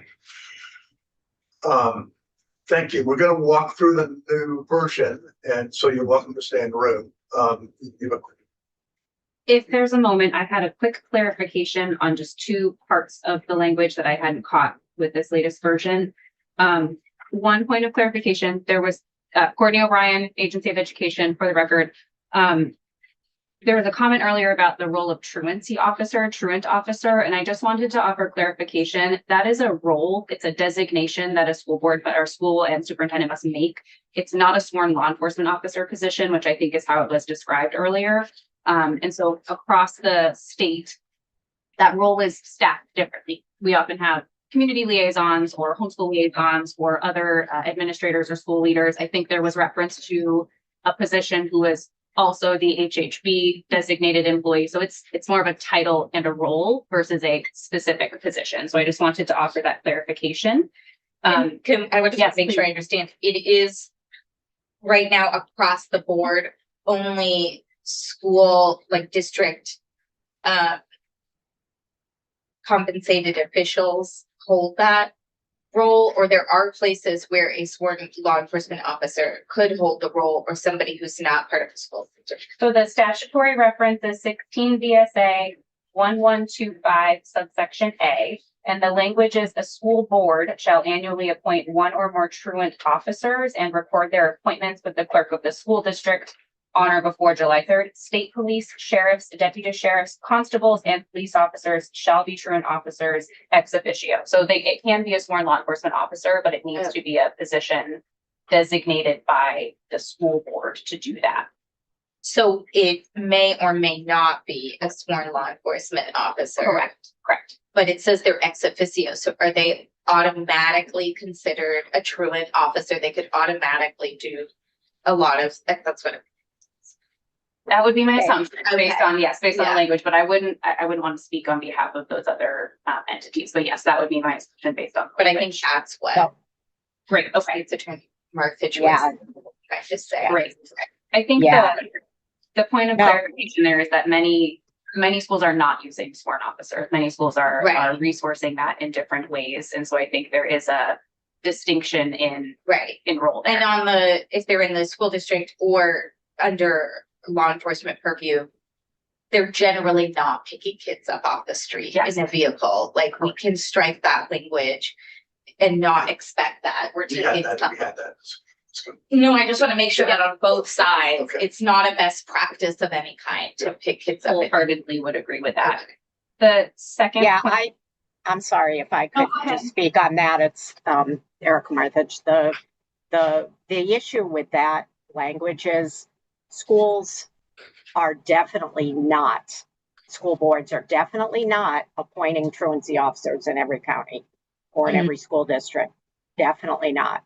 So what then it becomes is individuals that are guidance counselors or vice principals that are then submitting paperwork directly to the state's attorney's office to be filed. And that's up to the state's attorney, whether they're going to accept paperwork from an administrative person for a truancy or a chins case, because it's replete with problems. So yes, all of the law enforcement officers are by default can do chins paperwork or truancy paperwork, but they don't. So particularly like the sheriff, they're not doing that. The state police don't do that unless they're being paid to do that. So because it is more complicated than just submitting a bunch of paperwork saying they haven't been to school. It's making sure that the family still lives there and not making 5 phone calls, but actually visiting the house. And schools are not sending their individual staff members to visit people's homes. At least they're not in Bennington. So that's where I think the rub is. Can I ask one more question from kind of, and I'll just say personal experience in my family? What happens with runaway youth? I mean, what if a parent feels like they need help, retrieving a minor from an unsafe situation? What is the best practice now for helping them handle that? Because I think others are just a more sophisticated. Well, I mean, Lindy, and I can just speak to what we do in Bennington County, which is frequently, that's probably the main phone call we're getting about kids that are 13, 14, 15 years old. Once they're 16, they can't be considered kind of beyond the control of a parent. So they're either making those reports through the DCF 800 number, or they're calling their local law enforcement, who then calls me, and then I say, call it in to the 800 number, and here's what we're going to do. So they're not acting under the auspices of truancy, but sort of like a missing child from a parent, other criminal. No, it says beyond the control of a parent, which is a chin C. Okay. Yeah. Okay. Okay, do one more. Very briefly, on page 7, I believe it's the latest draft dated 4/27/2026. Page 7, line 9 begins a paragraph around policy and templates. And our recommendation in past testimony has been that templates don't fit best in policy. Templates need to be a bit more adaptable and flexible. A comparable solution here may be that the model policy includes model procedures or protocols, and those procedures may have models, right? The model procedures then create the conditions for the documentation of actions, minimum standards, et cetera, taken in accordance with the policy. So I think our recommendation here, and this is where we have had some consensus. Yes. Here is where. Page 7. Page 7. Line 9, it begins, this policy shall include a template for documentation of actions taken according to the policy to address the absence. The second sentence goes on to say the policy shall also include a template for standard documentation to be provided. Okay, so your language would be. Our recommendation would be that the policy should include model procedures to be adopted by the school or district. And then those model procedures can then be inclusive of these items like standard documentation. So this policy should include a model procedure.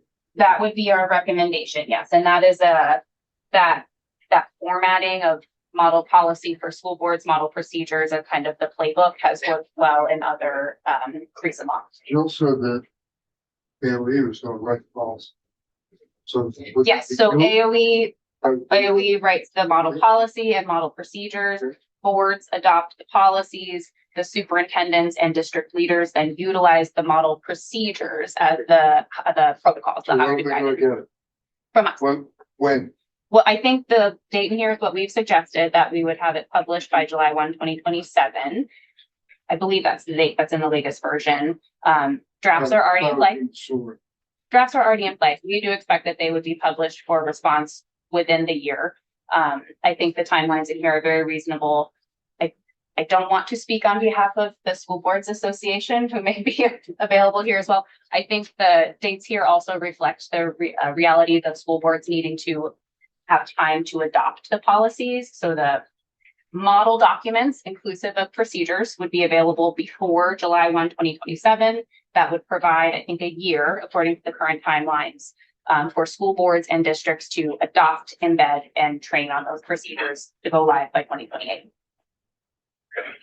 Thank you. Thank you. So Beth, that's a hard stop at 4:30, so we should all keep that in mind as we go forward here.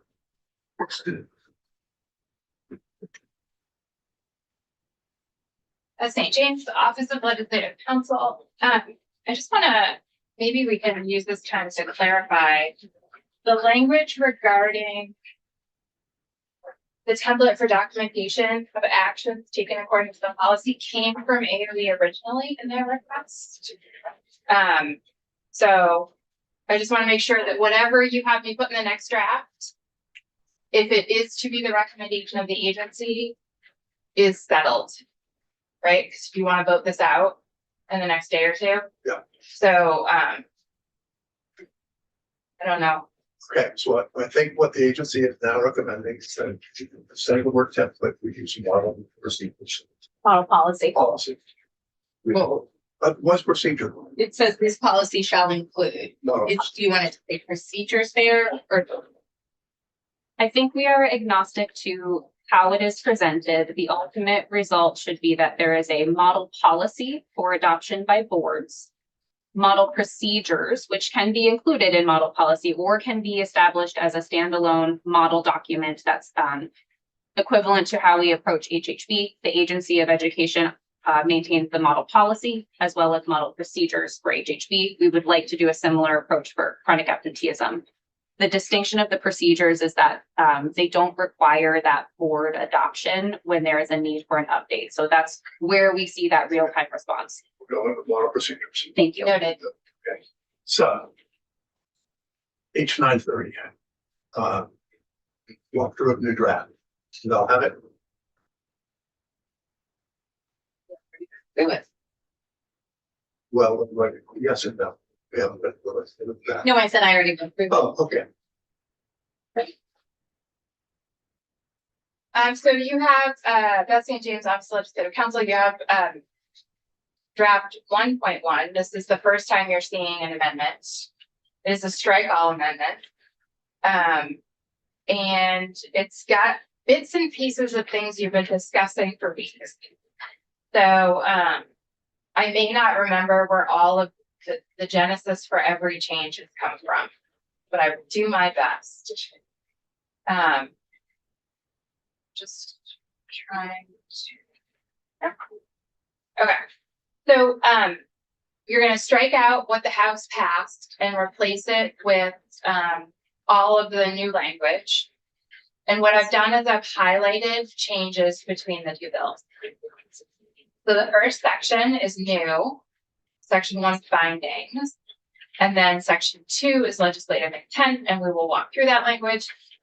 But at some point in the last couple of weeks, you gave me direction to incorporate the findings and intent language from the Vermont School Boards Association. And that's what this is. So the General Assembly finds that chronic absenteeism is primarily an issue that should be addressed through preventative, restorative, and assistance-based measures designed to identify barriers to attendance and reconnect students with schools. Schools should respond to chronic absenteeism through written attendance support plans, outreach to families, and appropriate academic, behavioral, and community-based supports. Truancy is distinct from chronic absenteeism and constitutes a student's failure to comply with compulsory attendance requirements under Vermont law. Truancy should serve as a law enforcement mechanism only after reasonable school-based interventions have been attempted and have not resulted in improved attendance. Truancy proceedings should be reserved for circumstances in which school-based interventions have not been successful, and formal legal enforcement is necessary to ensure compliance with compulsory attendance laws. And then section 2 on page 2, it is the intent of the General Assembly that student attendance policies in Vermont schools prioritize early identification, supportive intervention, and meaningful family engagement in order to promote consistent school attendance and student success. I wonder if rather than in order to promote consistent school attendance, we really want to say produce consistent school attendance. I think that's a goal. What is it? Line, Promote. page 2, line 6. Promote isn't necessary. You can promote forever, not necessarily get results. We want to do not want to produce consistent school attendance. Is that our goal? Yeah, that's not. Yes. Sure. Yeah.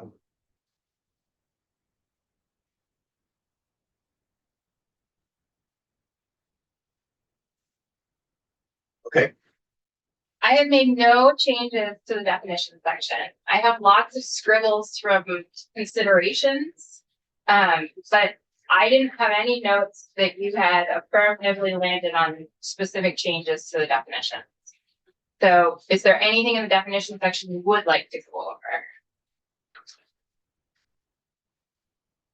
I think your recollection is apt. Okay. That So I'm on page 4. I've made no changes to section 11.2, the compulsory attendance section. And then on page 5, section 11.23, this is where you have the laundry list of reasons that an absence may be excused. So now this reads, in accordance with the chronic absenteeism and truancy policy required pursuant to section 11.24 of this chapter, the superintendent of a public school or designee or the head of school of an approved independent school or designee may excuse a student's absence for all or part of the school day, excuse a student's attendance for pre-planned family commitments or activities of which the school has been notified in advance, and request justification for an absence. I don't know that you necessarily need 1 and 2. I think 2, absent the laundry list, I think 2 is wrapped up in 1. A student's absence for all or part of the day, and you're starting the entire section by saying that those excuses need to be made in accordance with the policy. But I kept it because I didn't have any specific direction to not call out that category of pre-planned family commitments. But I think that's a policy choice.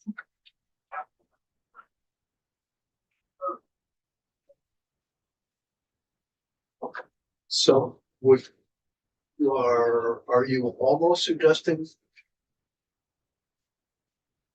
does the whole thing go away, or would it simply be you go from line 14 on page 5, an independent school or designee may request justification for the absence? No, I'm not actually suggesting anything. I'm just calling your attention to something.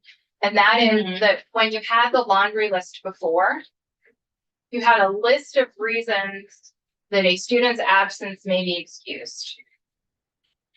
And you had, let me find previous draft, which was as passed by that. And you had a whole separate subsection that said also, a designee or a head of school may excuse a student from attendance for pre-planned family commitments or activities of which the school has been notified in advance. And the as passed by the House version had that those pre-planned family commitment absences could not exceed 10 cumulative school days in each year. And so I'm suggesting that if you just want to say that the policy should guide folks on how to address any absence, then I don't know that you necessarily need 1 and 2. Okay, I thought you meant. Okay, I get it. However, in as passed by the House, the pre-planned family commitments was tied to not more than 10 consecutive or cumulative, so not consecutive, cumulative school days. While the laundry list did not have that same tie. So it's a policy choice for you all of whether you want to keep that. You want to specify that pre-planned family commitments cannot exceed 10 cumulative school days. But it's slightly confusing because you've done away with anything other than a pre-planned family commitment. So what are we referencing here? Okay. So I will pause it, but I think it makes sense to eliminate 2. I think it probably makes sense to eliminate 1 and 2. I mean, I feel like it's also kind of obvious that it could be for part of a day or the full day, or I think you want to keep on line 15. You want to keep 1, may excuse the student's absence.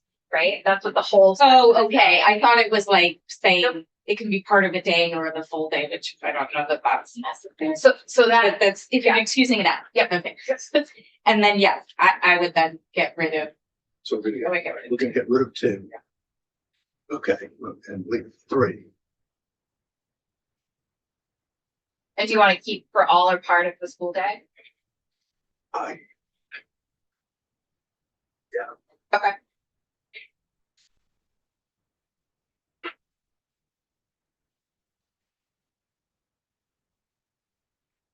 Keeping free, did you say? yes. Yeah. So here. Good. Now page 6. Yes. Section 1124, this is the model policy section. So I've added, and I got a very helpful note that I think I've gotten the National Association of School Social Workers name wrong. But I will fix it. And now I hear you want to add the Department of State's Attorneys and Sheriffs and DCF Family Services Division? Yeah. Okay. Yeah. We've changed it from reviewing annually to reviewing at least every 3 years. And then here's what the model policy is required to do. The model policy shall provide guidance for the reasons a superintendent or designee or head of school of an approved independent school or designee may excuse a student's absence for all or part of the school day, including guidance regarding absences for pre-planned family commitments or activities, which the school has been notified in advance. I think you can keep that in, or you can take it out to be consistent with taking out number 2 previously. This is saying provide guidance for the entire universe of reasons a student's absence could be excused.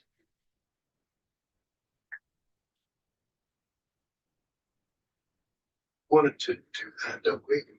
Right, and so I'm saying, starting on line 15, Sorry, did I miss it? Did we note the people who should be added to? yes, Department of State's Attorneys and Sheriffs and DCF Family Services Division.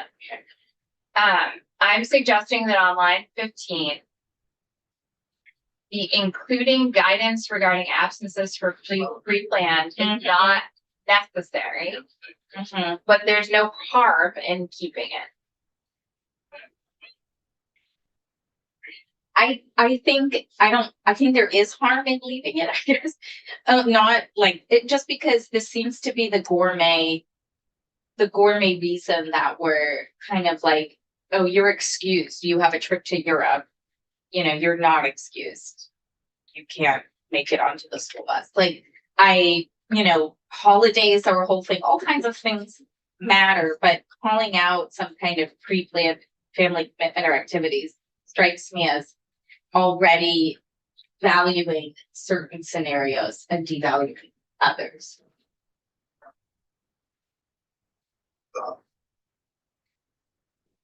I'm fine taking it out. I think they're gonna, it's part of the laundry list. Any other comments that are going to agree or disagree? I may be, but I don't see it the same way some lines do. I don't see deleting it as interfering with the development of all.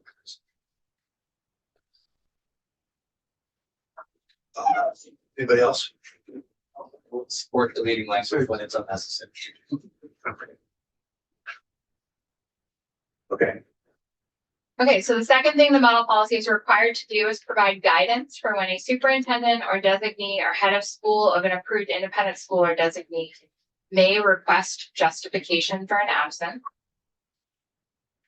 Let me go back up. Just Yep. one. The last bit of that last sentence, basically line 17. Are we keeping that? That this is where it's clearly pre-planned versus, it's all about family vacation stuff, the pre-planning versus the kid didn't show up today or the last couple of days. Pre-planning is potentially a trigger that AOE can use to create their list, but line 17, I think is still relevant. Big difference between pre-planning and react. I think ultimately this is all a policy decision. if you remember back to the laundry list, which was a list provided by AOE to get you started. So one might guess that the model policy is going to have similar guidance. I think there were some things on that list that you may not be able to have advance notice of, like student illness. Right, I just want to make sure the category of the notified in advance. And I just like. I think what we mean by notified in advance is part of what they're gonna work out in the unexcused. And I just see it as unnecessary and possibly leading to try and spell that out now when we're not spelling anything else out.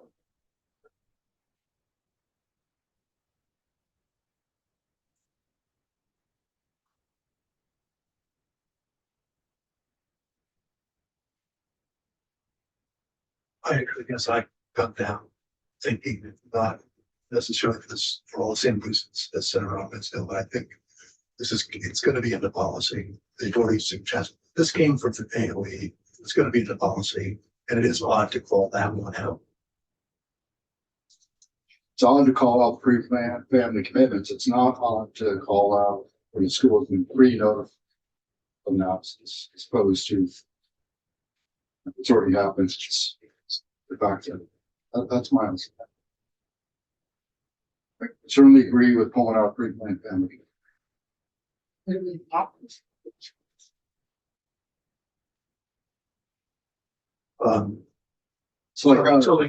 So including guidance of which the school for activity guidance for what actually students' absence for all the part of the school day, which the school has been notified in advance. I'm fine with doing it, whatever.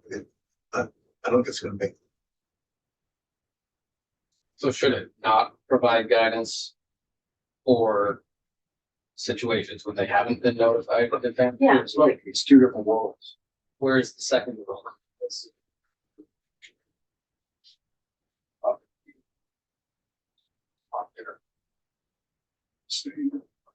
Both scenarios are equally important. Right, and so I think if you're leaving it in, then you're only pointing to one scenario and not both the scenarios. Would have to say which the school has or has not been notified in advance.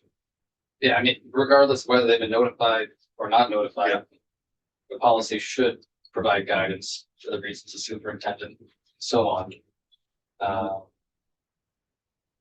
Can excuse an absence. Let's say part of the school day of which the school has or has not been notified in advance. Yeah, it's both of them. Yes. And Could we just say pre-planned family activities? you want to take that up? Well, now okay.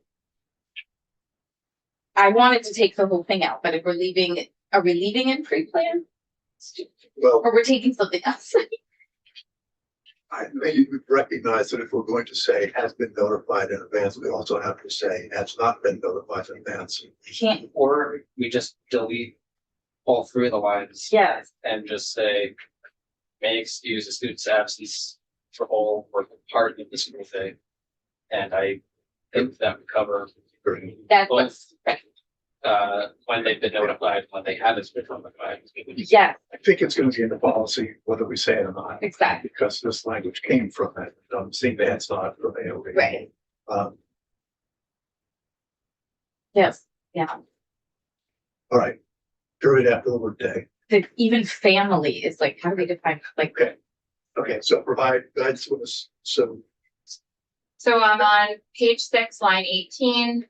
We just went over that, provide guidance for when a superintendent or designee or head of school may request justification for an absence. That's an errant and I'm gonna get rid of that.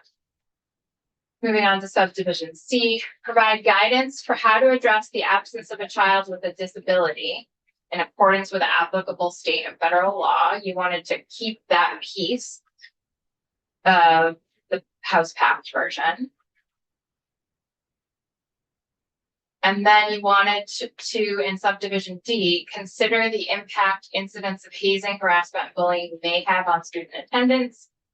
including the importance of tailored responses to all students struggling with safety and emotional issues that provide such students with the emotional, academic, and social support to facilitate a successful reintegration for returning students.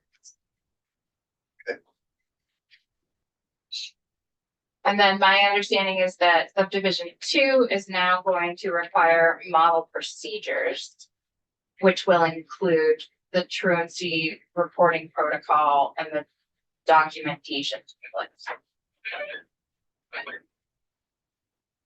So if I can, going back, page 6, 18 through 20, paragraph B. You know, it strikes me odd that, part of this model policy is when a superintendent may request justification for an absence. I understand that it's in here to, again, jar the AOE, but the superintendent can't ask why a student was not in school. I think that's page 6, 18, 19, 20. Provide guidance when a superintendent can ask justification. It just seems like that's shocking. And you can ask anybody, why is the kid there? I mean, my thought is they may already have the justification. So if a parent calls and they say, you know, little Timmy's gone to the hospital for the day, the superintendent shouldn't be required to then follow up and say, why did you go to the, you know, why are you absent? If they already have the justification, then it's not necessary to ask. Yeah, that's not what's going. Anyway, I'll leave it. I just find it a little shocking that a superintendent, we have to provide guidance when a superintendent can request justification. Why would he want to? That's not his job. His reverting. You know, that's Because somebody's got to. well, That's the point. principal, you know, Yeah, it says superintendent designee or designee. Superintendent's gonna do it. So your point is, normally, let's say it's normally the principal. Your point is, why do they need any? Right. Like, why do we need to know guidance? Where do they need guidance? Yeah, or why, is there ever a time you would want justification? You would Yeah. want that why, so. Yeah, I mean, I think that's why. Let's all go back to page 5. Line 10, section 1123, school absence may be excused. So in accordance with the policy, a superintendent or head of school may do these things. And one of those things on page 6 is request justification for an absence. And then you're asking the model policy to provide superintendents for guidance on when to do that. I think if you take this out or you change page 6 lines 18 through 20, you may need to make a change to page 5. I think there are probably best practices about requesting justification for an absence. I think that it could be the child's in danger if you're communicating with a particular parent and they're not safe at home. I think I was going to say somewhere in the part about hazing, harassment, bullying, there's like long holidays that certain communities have that, like, if you're asking all the Jewish kids or all the Muslim kids, are you really participating in these things? Is this really important? You're going to get yourself in trouble. So I think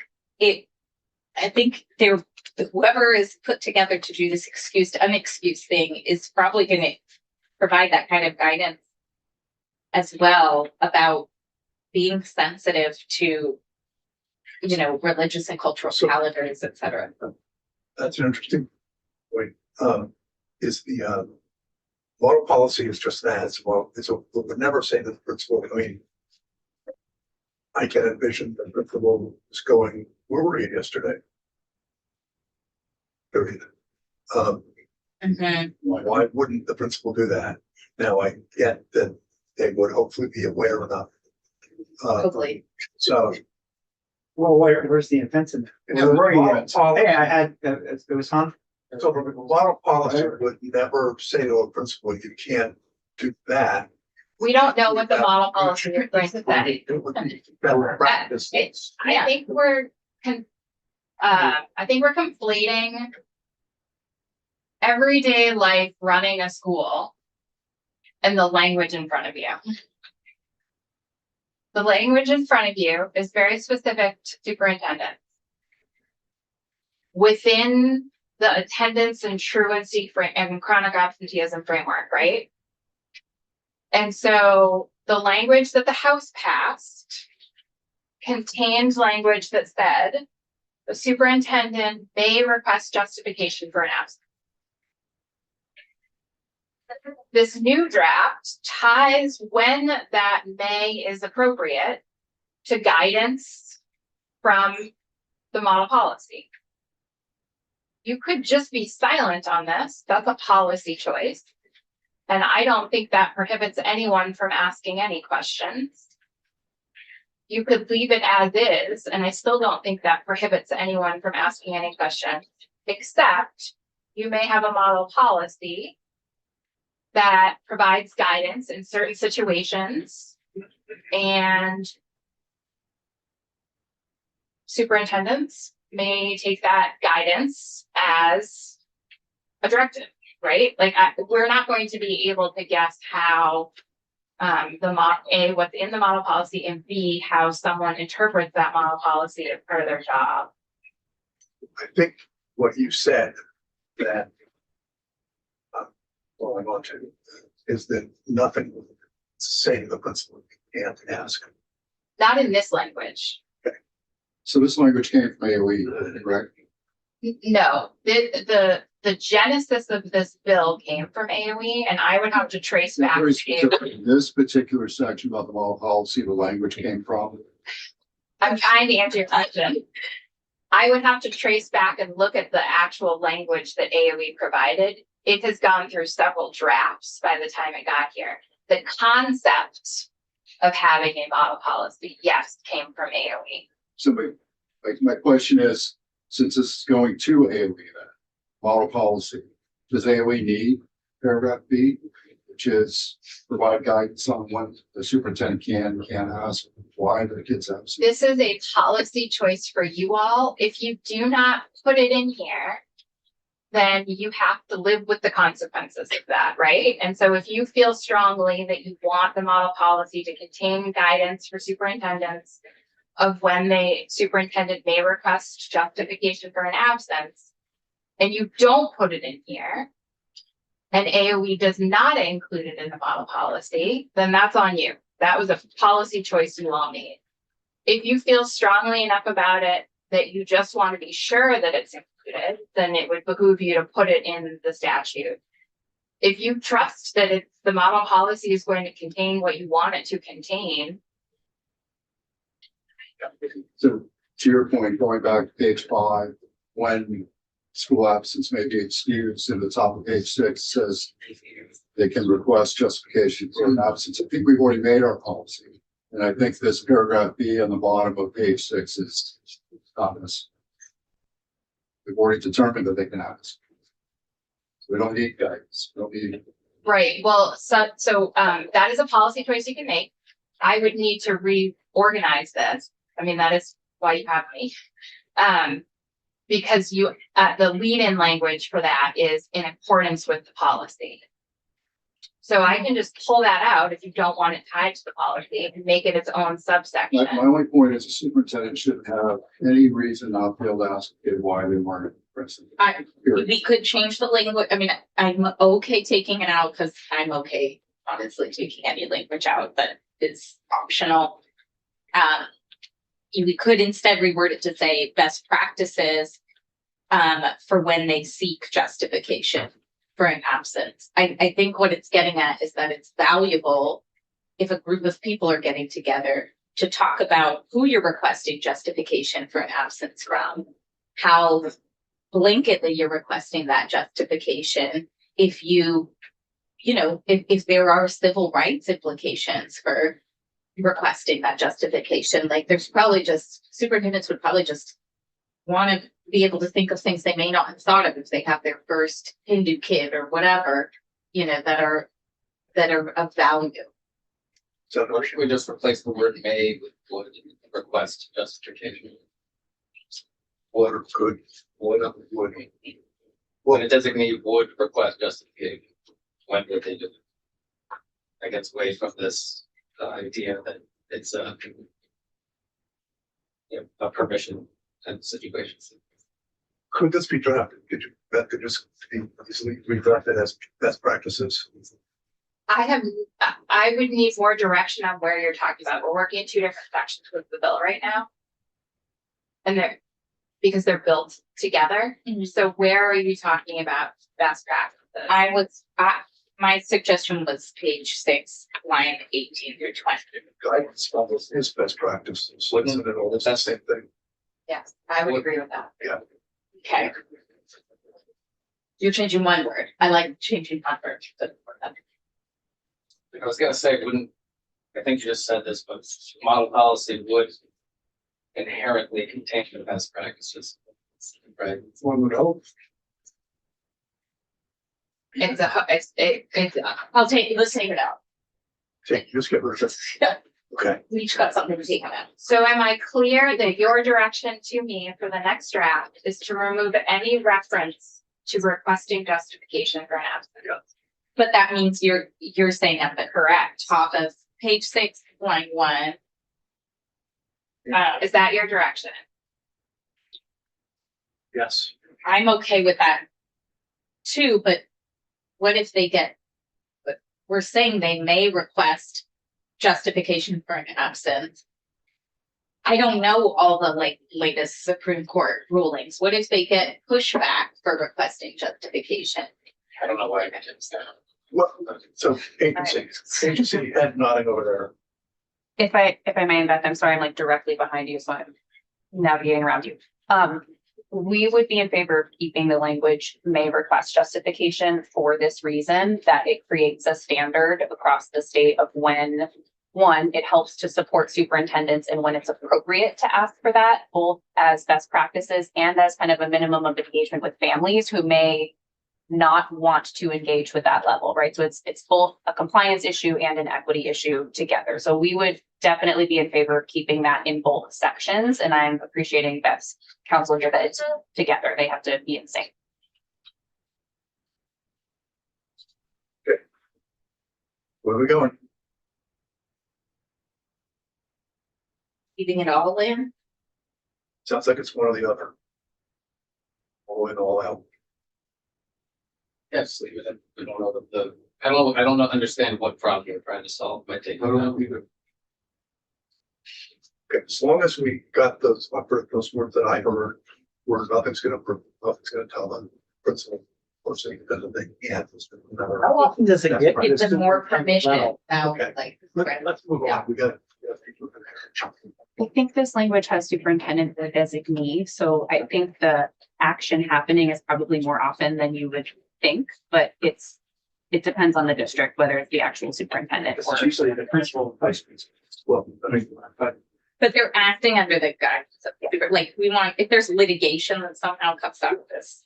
okay, as long as nothing's going, they can't, or like, so. So am I clear that I'm not making any changes now? Only the template goes on page 7, as we discussed, the word template gets. Yep, model procedures. Yep, model procedure, okay. Yeah. Thanks. Okay, Procedures. so no changes to the rest of the House passed language. However, you added a section on page 13, which is the home study hearing after enrollment language. And so this would be an amendment. I'm on page 13, line 1. This is an amendment to 16 VSA 166B, which is the home study program statute. And what I did was I took directly the language from S167 from 2024. And that did include this language in subdivision 5, line 9, related to the minimum courses of study. That is not at all what you've been talking about, but you have been talking about the language from S167. So it's an open question to you all of whether you wanted to include this change in the bill. It requires that as part of the enrollment notice for enrolling a student in a home study program, that an attestation is required that each child enrolled in the home study will be provided the equivalent of at least 175 days of instruction in the minimum course of study per year. And that the instruction provided shall be adapted in each of the minimum courses of study to the age and ability of each child, as well as the disability of each child as applicable. Nothing in this section shall be construed to require a home study program to follow the program or methods used by public schools, and specifically the minimum course of study per year means, and then that's all current law. And this is the law, this is what was law until it was. No, I can't speak to whether these, what we just walked through on page 13, lines 11 through 6 was previous law. The enrollment after, the hearings after enrollment was. Okay, I have a big question. I'm much more inclined to keep this in. I think we need to rebuild some oversight or some process with home study. My big question is, how is it built into average daily membership for students in terms of education financing? Do they completely drop out of our education finance? They're not included. So I think that should be studied in the foundation formula. I first of all would want to make sure we have the capacity and resources to oversee a strong, curriculum, any concerns. If we're saying because no one's paying for them to be home studied, they simply 5,000 students drop off the map, I'm concerned. And I would want home study students to know they have access to some smaller pot of money for books and field trips or something, I don't know why we'd say these 5,000 kids, we don't finance them, we don't talk about them, we don't care about, I care that they're getting a good education and access to resources. I wonder if the foundation formula study can build in what a reasonable amount would be for home study students to have access to, that's split between oversight and resources for them to get a good education. I agree. If we want to talk about that study, we should probably talk about it in the context of 950. Yes. Yeah. Until such time, I would leave this in here and not listen to things about capacity, because we should fund the capacity for there to be oversight of 5,000 kids and the value of their education.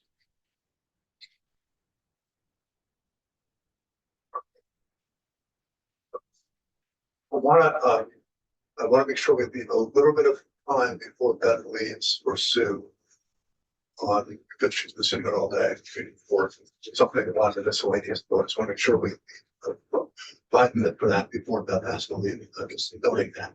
So, Senator Rashid, you were the proponent of returning to this. Yes. I agree. Yeah, so going back to whatever, almost our first year, 2024, 2022. 2022. Yeah, that first year, we got the message from AOE that it's not the hearings after enrollment that was taking too much capacity. It was the other section that we took out, or there were two parts really. The first section being the stacks of paperwork that homeschool kids would and their families would be sending to AOE for review, and the understandable notion that they did not have the capacity to review all of that. And so the committee agreed in striking that. And what we also struck was the accountability piece, in which if there are situations where there's a concern that the student isn't getting an education or DCF needs to get involved, there's no mechanism to get that hearing. And so that was taken out. inadvertently, in my opinion. And then the following year, there was the miscellaneous bill, which I think is the bill that Ledge Council lifted the language from. Because we realized the next year, oh, we accidentally took out the accountability piece that put that back into law. For whatever reason, the miscellaneous bill died. And that this piece did not go back into law. And here we are trying to put it back in law. I think that's a procedural history, but if I'm wrong about anything, I'm happy to stand corrected.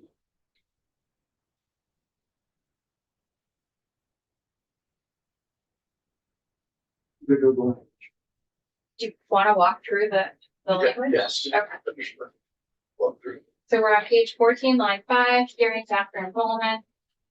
And this is almost exactly what was current law in 2023. There were a couple places where a sentence or two was taken out. And I have not noted where those sentences were. But I'd be happy to come back to that. Like, hearings after enrollment. If the Secretary of Information reasonably could be expected to justify an order of termination under this section, the Secretary may call a hearing. At the hearing, the Secretary shall establish one or more of the following. The home study program has substantially failed to comply with the requirements of this section. The home study program has substantially failed to provide a student with a minimum course of study. The home study program will not provide a student with a minimum course of study. Or the home study program has failed to show progress commensurate with age and ability in the annual assessment maintained by the home study program. Notice and procedure. Notice of a hearing shall include a brief summary of the material facts and shall be sent to each parent or guardian and each instructor of the student or students involved who are known to the Secretary. The hearing shall occur within 30 days following that notice is given or sent. I'm on page 15. The hearing shall be conducted by an impartial hearing officer appointed by the Secretary from a list approved by the State Board. At the request of a child's parent or guardian, the hearing officer shall conduct the hearing at a location in the vicinity of the home study program. Order following hearing. After hearing evidence, the hearing officer shall enter in an order within 10 working days. The order shall provide that enrollment be continued or that enrollment be terminated. An order shall take effect immediately. Unless the hearing officer provides for a shorter period, an order terminating enrollment shall extend until the end of the following school year as defined in this title. If the order is to terminate the enrollment, a copy shall be given to the appropriate superintendent of schools, who shall take appropriate action to ensure that the child is enrolled in a school as required by this title. Following the hearing, the Secretary may petition the hearing officer to reopen the case only if there has been a material change in circumstances. Yes, just for clarity, it's like on page 13, line 8, that ... Does that mean that that section was never struck back in 2023 or whatever year it was? Those asterisks always, no matter what bill you're looking at, represent current law as of today that we are not amending.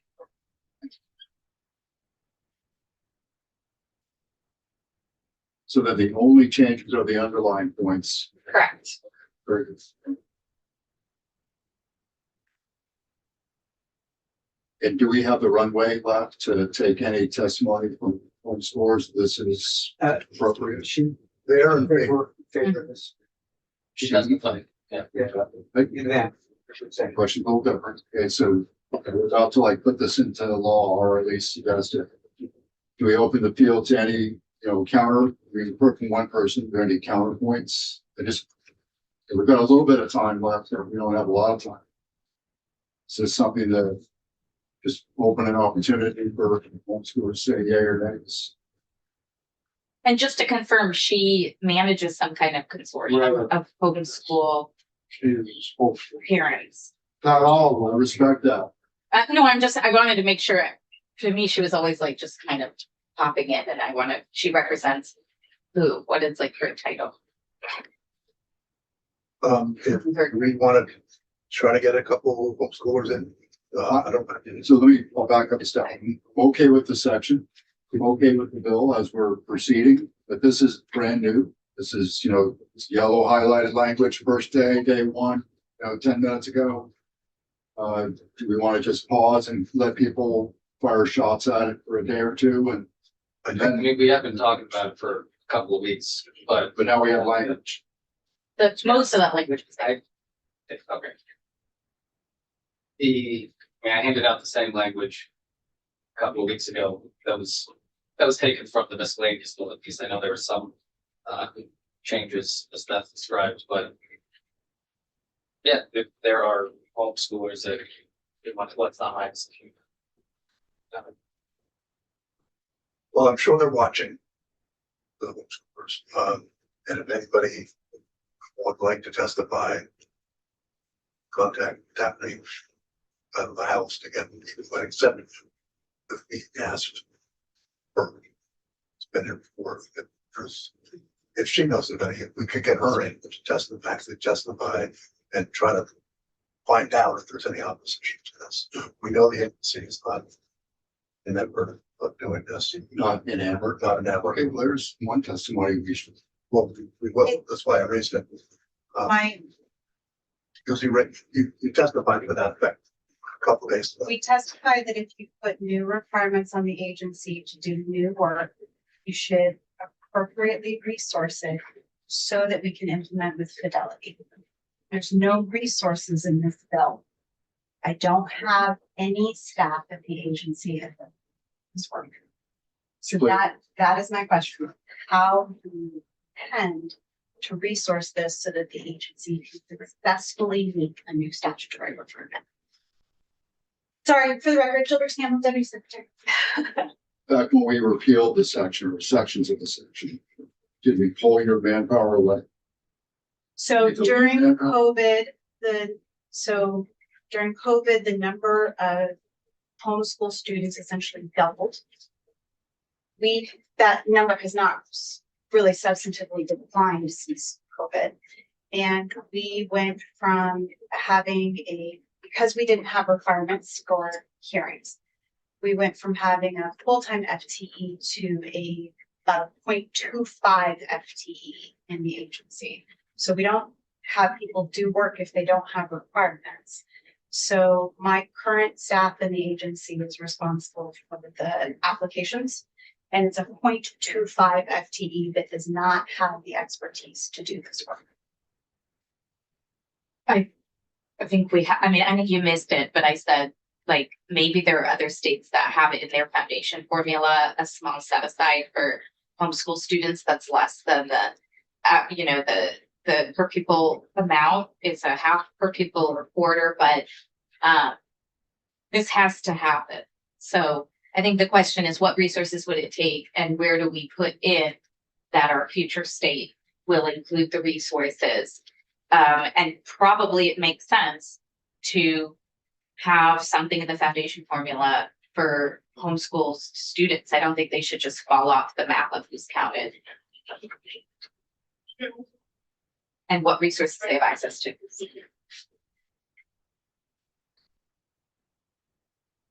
So I can offer a resource solution for you.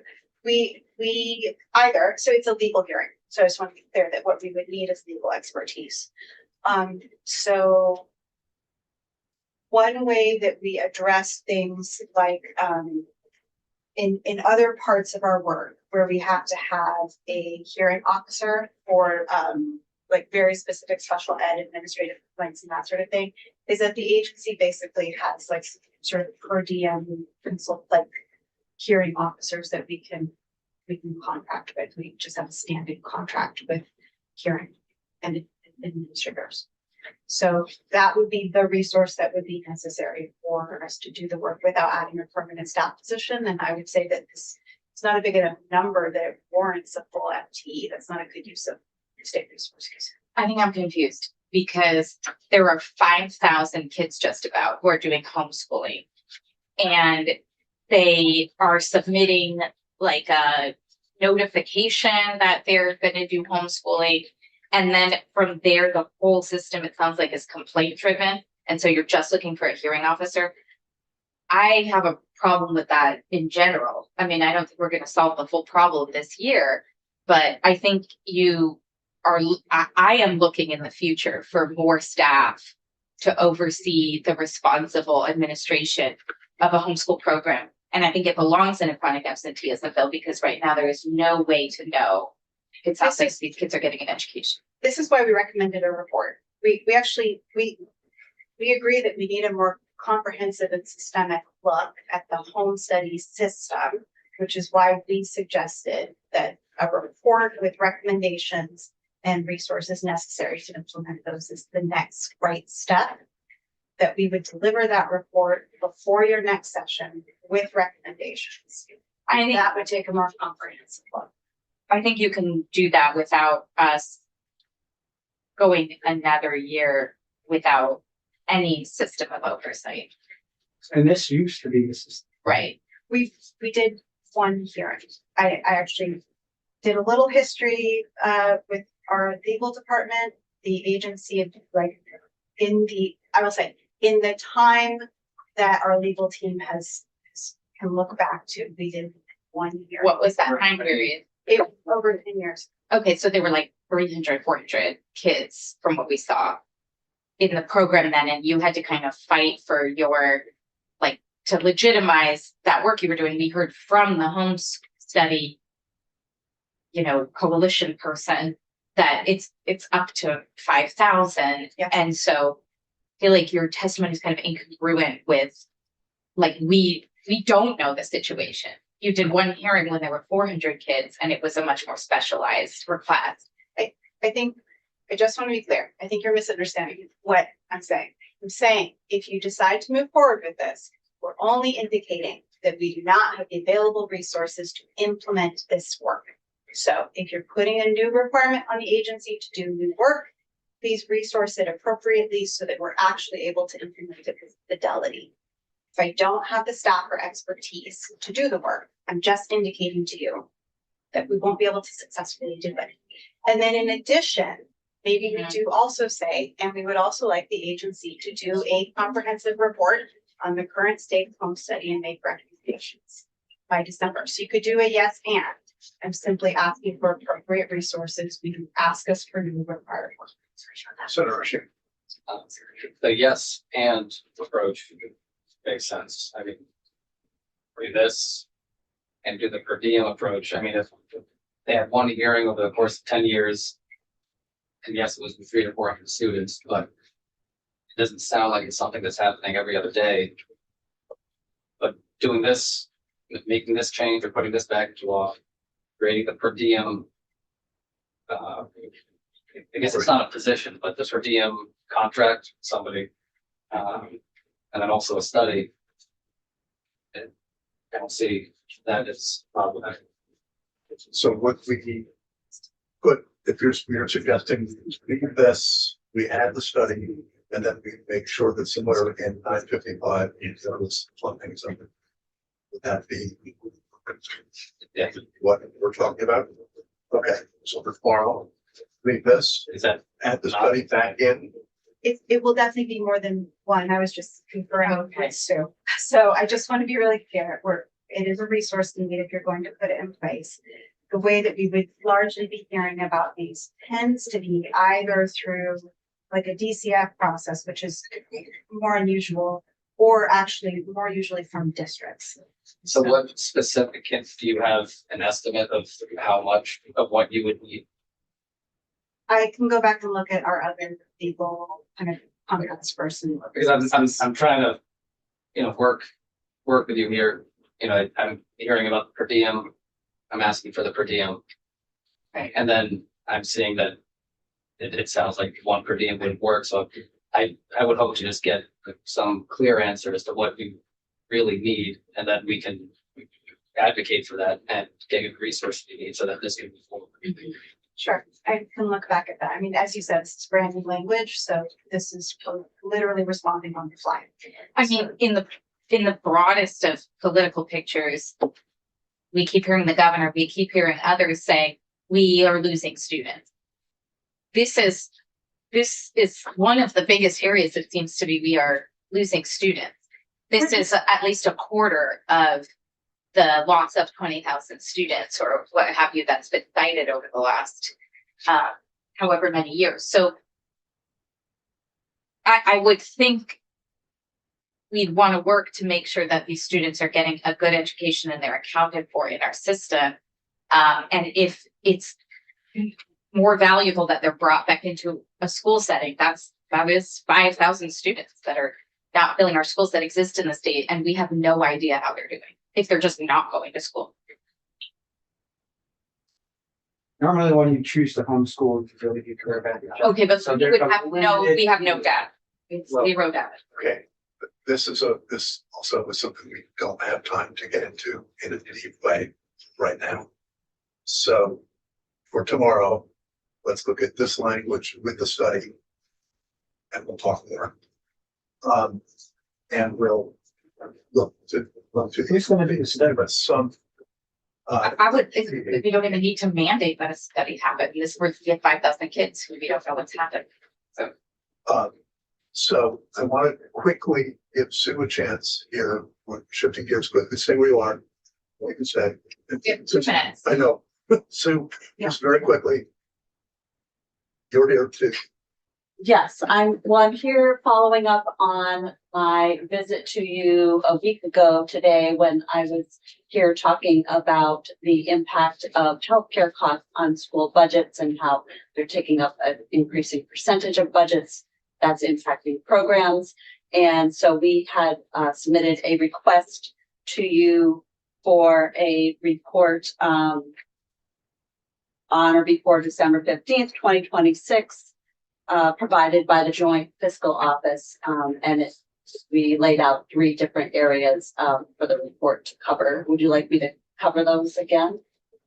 Sure. Okay, so the first would be assessing the financial ability of the education fund and Vermont school districts to pay for the current costs of employee health care benefits and coverage, including offered health reimbursement arrangements and health savings accounts.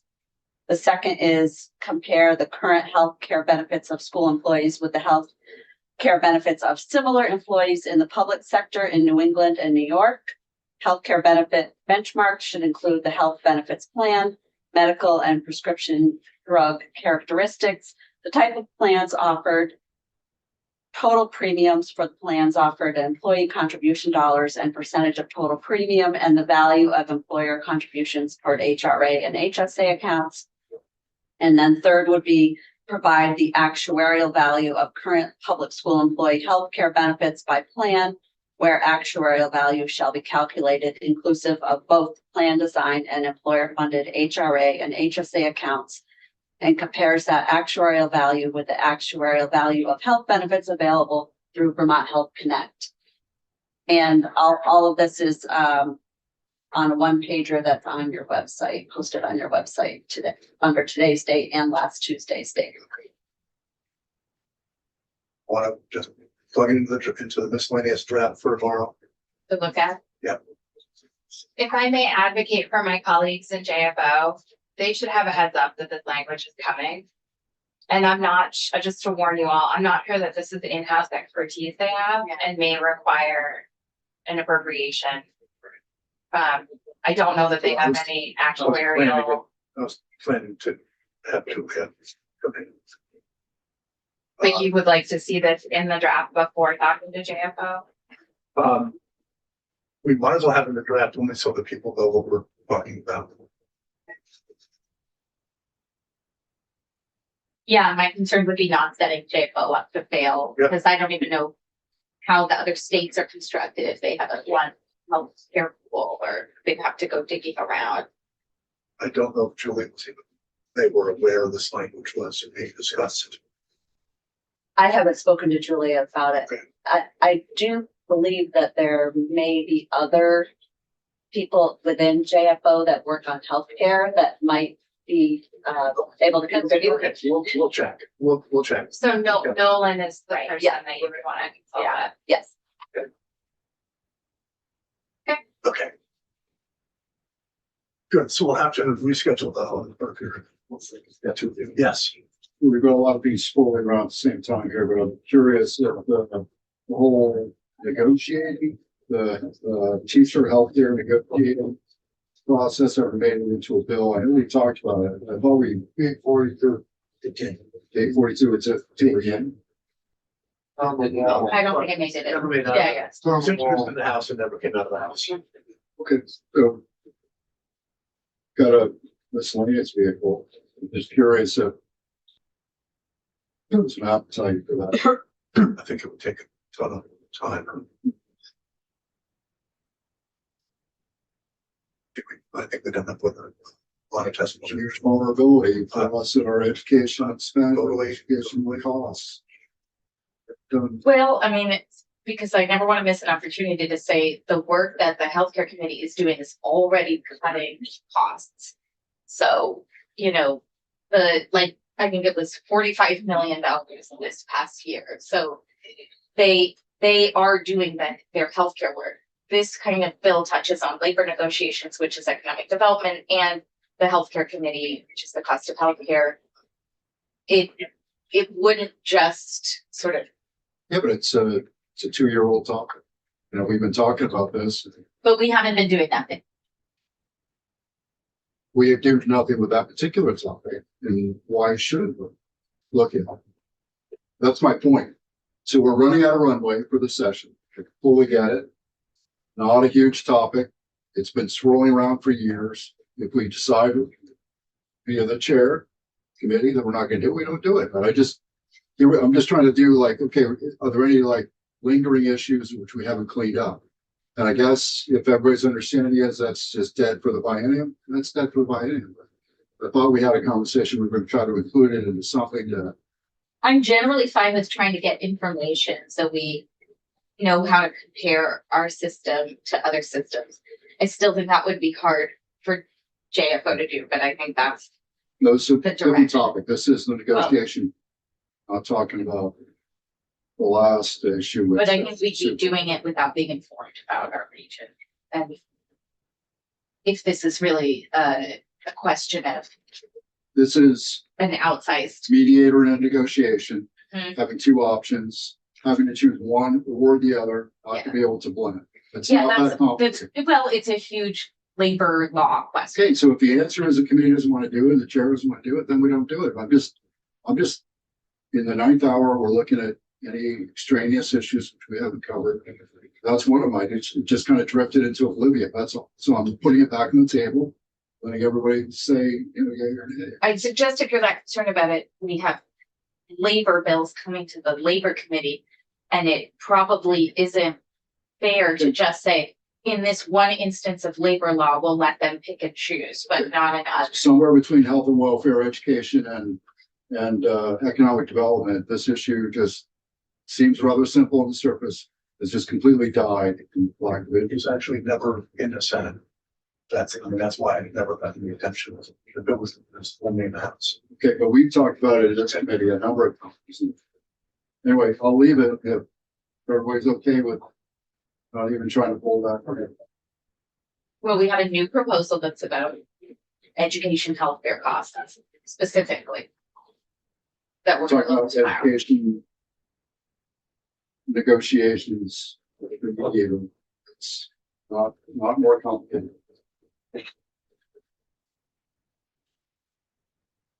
That answers my question.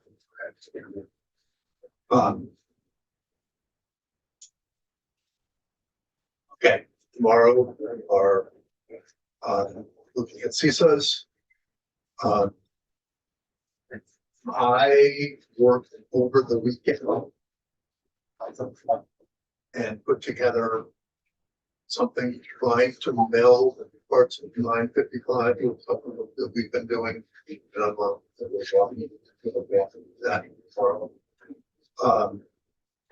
And hopefully match did it with an eye toward getting good yes with Governor, House, Senate, and just we'll walk through and see what I'm trying to. So I spent about 20 hours over the weekend trying to put something together that might be a wake up path forward that doesn't end up with a total impasse. I forgot the question you asked a couple of days ago. So, and then we have the markup of chronic absenteeism. Again, we'll have to see if we can We didn't get the CISO review, but maybe after we've heard the testimony from people involved in CISOs, we won't need to do it. That's tomorrow. Yeah. We're adjourned.